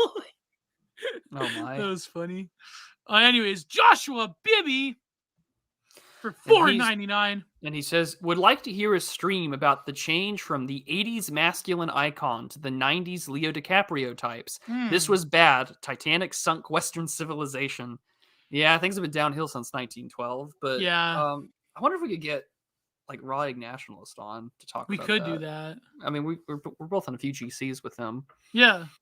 All right, we'll try and make it happen. In the future. Yeah. Get David Lynch on live stream. I wonder what it costs to get David Lynch on live stream. I would love to know. I mean, Red Scare got Hulbeck, so it could work. That's true. I do love how Nicolas Soldo, he'll count down the days until the French election as if Hulbeck is going to be the next French president. Yeah. No, I know you meant the movie, but I was just being facetious. Oh, yeah. Yes, I know. Could you elaborate? No. Elaborate on that. No. No, but like look at Schwarzenegger nowadays. Like that like short video was embarrassing as fuck. Like it was Well, yeah, I'm pretty sure like Paul Gottfried was right. It's a global anti-fascist crusade. Like that's the new year zero. No, but it's like on the one hand it's like threatening, but on the other hand it's like stop being a loser and we'll accept you again. It's like, bro. But they never will. No, it never will. Like Fox Day was right. Never apologize. Yeah. Church of No Salvation. Like, no, but the premise being like, your life is have you if you think like a fascist, like Maguman Griper posting his abs in a fumo is like, he's secretly deep down, like every like anime racist and every like frog. I like to think that every anime racist is like him, where he's just ripped and has a fumo doll. No, but like you're terminally unhappy and you're like, have you seen the average leftoid? The average like millennial leftist, what their lives are like? There's a pretty strong correlation between SSRIs and Democratic voting. I mean, no, but there was this tweet that sorry, go ahead. I cut you off. No, you're good. Go on. There was this tweet that I know. Okay, listen, I know he doesn't like me, but I I'm man enough to say that he's a great account though. Bleep Sama had that tweet that I retweeted of like how like the pandemic basically filtered a lot of like weak leftist men, like because it was this thread that blew up from this like goth trans person, whatever. I forget the exact account. I think it was goth trans, whatever, and it was like selfie before the pandemic, selfie after the pandemic, and it's like transitioning, and it's like what That or Bleep they Sama made the said I shit can't kinda see on wait. Twitter, but yeah, Yeah. yeah, because it alluded to The sunsetting, but like the great, the the great great filter. COVID castration. Yeah, the great filter. Yeah, you know this Ace Bleep Sama doesn't like me. He griped me a few times. Oh no, I think like Bleep Sama, he hasn't griped me recently. I feel like when I face revealed, it was when Twitter was like screwing up, and so nobody saw this. But Bleep Sama like unfollowed me when he was known as like Finnish reaction, whatever. And I don't know, he just hasn't like. I think he like sort of. I don't know. I think he like doesn't like me less now, but like for a while I was kind of like, oh fuck him, I hate him. But no, I kind of like Bleak Sama. I like Bleak Sama. I think Bleak Sama's a good poster. I know the Amarnites don't like him anymore because of his Christian posting, but I can't be mad. I can't be mad. It was kind of funny when he said he called me. He said that I looked like a Nurgle, um, an abomination, Nurgle abomination. Mm. No, but I mean, he's and he. You know what's funny is that he like went through a stream from Fall of the Rose and he found like the absolute worst angle of me to like post. It was funny though. I like Bleep Sama. I can't be mad at him. I think he doesn't. I don't know if he doesn't. He hasn't blocked me though, even though I followed him. So I wonder what he thinks. I mean, I think he hates me less now. Put it that way, because I felt like maybe he didn't get a rise out of me. But Mm. I like Bleep Sama. I think he's a good poster. I know the Amarnites don't like him anymore, but no, I mean, I like Bleep Sama because like he's unafraid to defend his Christian faith. Given the audience that he cultivated. So I feel like that's an honorable, even though he probably doesn't like Catholics, I feel that he's still like that's pretty honorable trait, you know what I mean? Mm-hmm. Look I at agree wholeheartedly. yeah. Look at Vingol. He called me an abomination, but he thinks he's not a great guy. He's a good guy. That was like that clip of I saw recently. It was a radio interview. It was Ty Domi, where what happened was back in, I believe it was 97. They were playing. No, it was 2002. They were playing against the Flyers in the playoffs, and so this guy, he was in the penalty box for fighting. Was it Karen? I think he fought. And so this guy like leaned over the penalty box because Kaidomi like sprayed him with the water. And he crashed through the glass in the penalty box, and then he started fighting Taidomi. So the guy decided to like sue everybody. He sued Taidomi. He sued the NHL. He sued the Forum, which is the famous Flyers stadium, right? And so it's like. So Taidomi's like, yeah, I know he sued everybody. He was a good guy, He brought him to a game. He dropped the lawsuit. It cost me $100,000, but he was a good guy. So Taidomi's like, I fought this guy. He sued me, but he was a good guy. So Bleep Sama, he like griped me, but he was a good guy. He's a good guy. So there you go. Well, we do have one more. This one is on. Oh shit, we have no super chat. I'm taking up way too much time, man. I'm sorry. You're good. You have to defend your love for certain posters. But Owen Zaleski, our friend who had been asking about art and Owen Zaleski? Zaleski. But he says for US $20. Thank you so much, Owen. $20. He says, hi, guys. Joining Prude on the side of the theater. Well, thank you. I'm glad that I'm not the only heterosexual that gives a shit about the theater. My students' play went well last weekend, and I am proud of them. I'd like to know if Substack is good for independent webcomics, an online place that would be great to post my art. Would also pay for a Patreon sub if Geo did a series on teaching art without being cringe. God bless. Oh, wow. There you go. Well, I don't know if Substack's like the best place for webcomics and things some people like that. Do it. Yeah, some do. Yeah. I mean, I think Twitter is a better place for people to put comics out. I mean, I think about Owen Cyclops or Stone Toss, and countless others. Owen has a Patreon where he's successful at it. Yeah, and he's got that's true. He does. Yeah. But I mean, if you've got your own He has art, Instagram too. I'd recommend really more image-based platforms. Yeah. So Instagram, Twitter, things like that. I mean, excuse me, like Substack is great if you're going to talk about like the creative process. I mean, it's a blogging platform first and foremost. Yes, you Yeah. can do podcasts and videos and other things like that, but I mean, it rewards blocking more than anything. Yeah. But by the way, I'm looking on my phone. I mhm. just got a $20 super thanks from Post Not Clarity. So thank you, Post Not Clarity.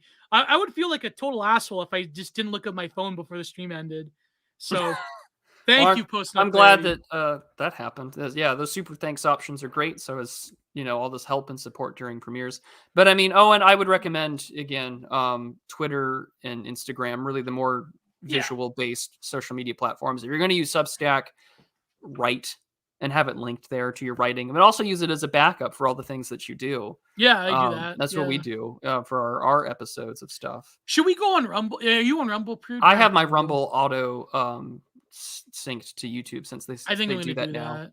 Yeah, so Rumble, Odyssey, I'm on there as well. I've been lagging on Odyssey. I got to upload stuff on Odyssey. Yeah, I need to upload a few missing episodes and things like that.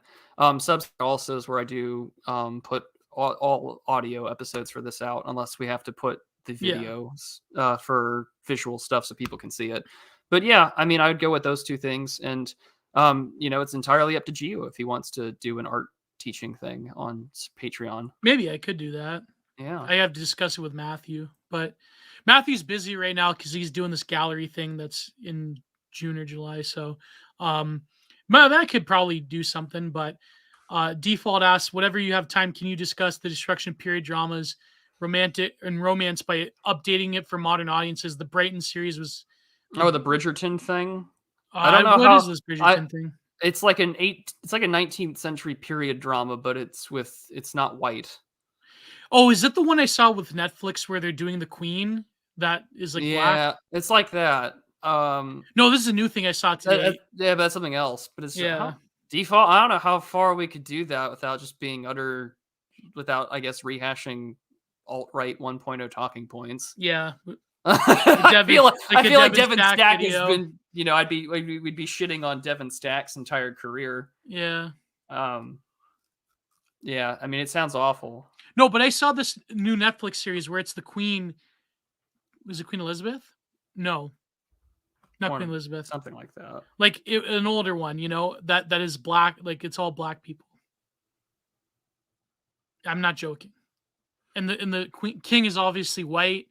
And it's all about like it's got like a lot of girl boss. Like I sat like his Indian Bronson tweeted about it. So I sat through like the whole minute trailer of this new Netflix series. It was Queen Charlotte or George's. Okay. Queen Charlotte. Okay. Yeah. I mean, Devin Stack has done this way better than I think Gio and I ever could in terms of breaking down that kind of stuff. Yeah. And then two, like, what would that just be other than rehashing talking points that sort of this space has said for the last like 20 years? Yeah. So, are his videos better than his live streams? Really?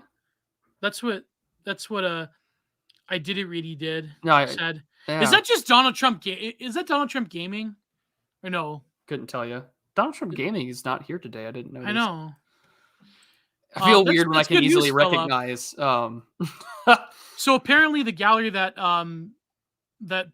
Matthew's arranging with that's great. A bunch of people. It's going to be feature Philip Daniels music. Of course, every Jenner Productions features new Philip Daniel music, and of course, my title song for Content Minded features Philip Daniel. That's Philip Daniel's composition. So that's great, man. Go subscribe to his Patreon at Philip Daniel. I fucking forgot to subscribe to his Patreon. Damn. I have to do it. Well, you've said it live on air now. You got to go do it. No, I'm going to go do it. I'm just been Donald Trump Gaming has been arrested and executed. Source the military. Oh, I for one am a fan. Do you think he's going to get arrested? Raw news. Yeah, I don't know if he'll get arrested or not. They want that mugshot. They want it so bad. Is it true he'd be the only president to be arrested? I'm pretty sure. Yeah. Oh my god. But There's been presidents who've had their head blown off in office. 2 of them. Wait, maybe 3. We've had plenty of presidents assassinated and shot at, but I don't think we've ever had one just thrown in McKinley, jail. Kennedy. Oh God, who else? Lincoln. Oh yeah, Lincoln. I like to think that he wasn't the president, but that's just my own personal gripe. James Garfield. Garfield was assassinated? Yes, he was.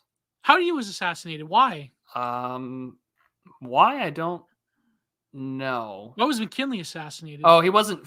He died because of infection. But I mean, he was shot. Well, there's plenty of presidents have been shot. Yeah, and he was shot by some like Teddy, Reagan, some Frenchie. Yeah. Why was McKinley? Why was McKinley assassinated?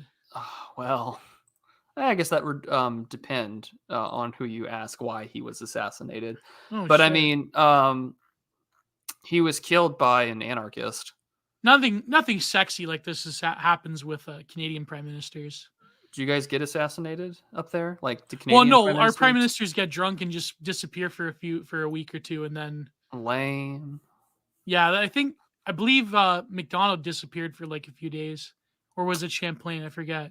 I think it was McDonald. He disappeared, but he was like on a drunken binge, you know.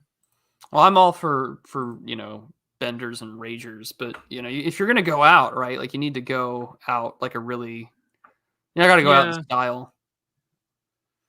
Yeah, I mean, none of our prime ministers. There's no Zapruder film footage, right, of some Canadian PM getting offed, so maybe. Yeah, there isn't. At least Shinzo Abe's assassin at least had the courtesy to give us some footage for it. You know what's funny? That's not the first time a Japanese head of state's been assassinated. Come on. That's true. That's so true. Know? Joshua BB for $4.99. $4.99. I take my kids to the theater. I was going to take them to see Anastasia, but the actress playing the Russian princess wouldn't pass for Russian. Well, then, yeah, don't take them. Yeah. The royal family deserves better than that. A Caucasoid or better. Yeah. Or even like Ukrainian. Implying just someone that looks Eastern European should be playing. Yeah. Implying there's a difference. They should be playing. Yeah, it's got to be Caucasoid or better. Yeah. We need a Canadian PM version of The Hangover. Well, Trudeau, wasn't he like partying in that one, like he was in his pajamas singing in a piano? Lord only knows. That's pretty lame, though. Canadians get eaten by wendigos and blizzards. Yeah, well, I think there was a horror movie like that. We haven't had a prime minister taken that way, or do we? The world will never know. See, this is why if the Canadians wanted like better national PR, what they should be doing is like they need movies like Abraham Lincoln Vampire Hunter. Oh God! But instead it's like Samuel D. Champlain Vampire Hunter. Or Wendigo Hunter, something like that. Yeah. He hunts Wendigo with an indigenous guy. Yeah. That could work. See, there you go. Canadian horror film. Like the CBC could produce that. You know what was so pissed off before we go? One of the only like recent CBC shows I watched in recent years was this one about this like native vampire hunter or something like that. It was a really good show, but like, you know why they canceled the show after one season? It was supposed to get a second season because the director was exposed as not actually being that much indigenous. She was only like a third indigenous instead of like half indigenous. So they like canceled her for it for like appropriation. So CBC like took away this like really high grossing show that actually made the money, So it was a Kino show, but yeah, man, nobody watches CBC. It's all garbage. You know what they have? They have a show about an Indian trans person. I mean a subcontinental Indian trans person. Yikes. Yeah. Well, I mean, it was just as bad in the U.S. You have I Am Jazz. Yeah. No, this is worse. Every CBC show is like girl bosses. But you know what isn't worse? Little Mosque on the Prairie. No, what isn't worse? What isn't worse is Gio telling the wonderful audience what he's got coming next week and thereafter. So by all means, what do you have to promote? Next week I have chapter 3 of Art After Metaphysics, which will be about Byers and who else? I think Gerhard Richter and maybe Anselm Kiefer. I'll see. But anyways, it's covering John David Ebert's book after Metaphysics, Chapter 3. And of course, next week is the long 3-hour. Well, of course, it'll be 2 hours on for free. The 3-hour Morgoth, finally on Content Minded. And I believe Prude, you still there? Oh, you had to go to the washroom. So if anyone wants to ask me any questions before Prude comes back. So yeah, next week it's going to be Morgoth. Pretty good. Yeah. So I am Jazz the Lynchian Horus here. Yeah, Bartholomew, it's true. There was plenty of maritime kino from the 70s. I still like, it's funny because the National Film Board still produces some good kino, some good documentaries, even though a lot of it is kind of like leftoid and like, about like, here's this trans indigenous person. So, which detergent do you wash your chicken with? Dawn, of course. Dawn is the only option. So, don't do that. Don't do that. I can't believe this. I can't believe. See, like that's the problem with the like. I feel like simping produces so much coal, like around these e-girls, that you're probably just like inflating them, and it's not. It's not good. So, yeah, next week is Morgoth, and I'm sure Prude has his Prudent Observation stream, and is Bigfoot a big thing in Canada? Bigfoot is the thing in Canada. There's plenty of Bigfoot in Canada. So there's a lot of stories, actually, I believe, in the export. There's quite a few Canadians that go to the export that talk about Bigfoot and so forth. There you go. Yeah, so Morgoth next week is based as fuck, and it's going to be great. And someone asked, what do you wash your chicken? Do you use Dawn? I use Dawn to wash my chicken. I guess it's because I lived in El Paso. I'm much more of a fan of washing my chicken with Fabuloso than anything else. Oh my God. Because my later years of becoming an adult were there. That's where I've learned that's the best way to wash your chicken is with Fabuloso than anything else. Fabuloso. That's great. Golly, what a fun time it was just a great moment where everyone could realize just the bell curve is real, kids. That's all I'm gonna say. Oh yeah, and after Morgoth, the week after, I have to do I've had on my Patreon for all my patrons. I've had my second Q&A questionnaire, so I'm gonna have to record another Solo Variety Mega Show after Morgoth's stream. So Morgoth's show episode. Well, that's excellent news. As for the wonderful people who are subscribed to me on Subscribestar for as low as $2 a month, not only do you get an opportunity to access content early, full-length essays on Substack and the rest, but also ask questions for an AMA video. This weekend, I'll be recording I do a monthly Ask Me Anything. It'll be a short video where I just... synchronicity, eh? Yeah, basically, yeah. Questions where my patrons ask me, and I will answer them. I just put out a brand new Substack out yesterday about the not-so-emergent troll gaze, talking about... I have to read that. Yeah, it's talking about the Mara Johnston's concept of the troll gaze and the implications of how we are just as much privy to wanting to be seen, but also that can be used as a mechanism of political control. That's available for all of us behind the paywall on Substack. Yeah, I know it gets interesting. I commit the right-wing cardinal sin of citing Adorno and Horkheimer. Yeah, I know. Maybe next week we could do articles with Dan Baltic. We could do that hipster one. We should. Or in a short story. Yeah, we need to. Yeah. Especially in the wake of the Passage Prize just being announced. Oh, I got to see that, but I have to... There's some Twitter drama I have to keep up with Scott Alexander. So, and then this Saturday we'll be almost done with the Kennan lecture series, and I'll have a playlist open for all of the Kennan work that we've done as well. Nice. I should have Kruptos on to record a conversation sometime next week. We're going to talk about the issue of free speech, Christianity, and television. And then I should have a lengthier post up on Substack sometime, hopefully by the end of next week, covering the issue of imperialism, because so much of the word imperialism is still slobbered in that J.A. Hobson imperialism study that has been the forefront of all Marxist-Leninist thinking for 100 years. And I think it's time that we have a discussion about it. I love how the E-right went from wholesome Chungus, like Shire nationalism of like Greg Johnson, to like now it's like, no, actually imperialism is based.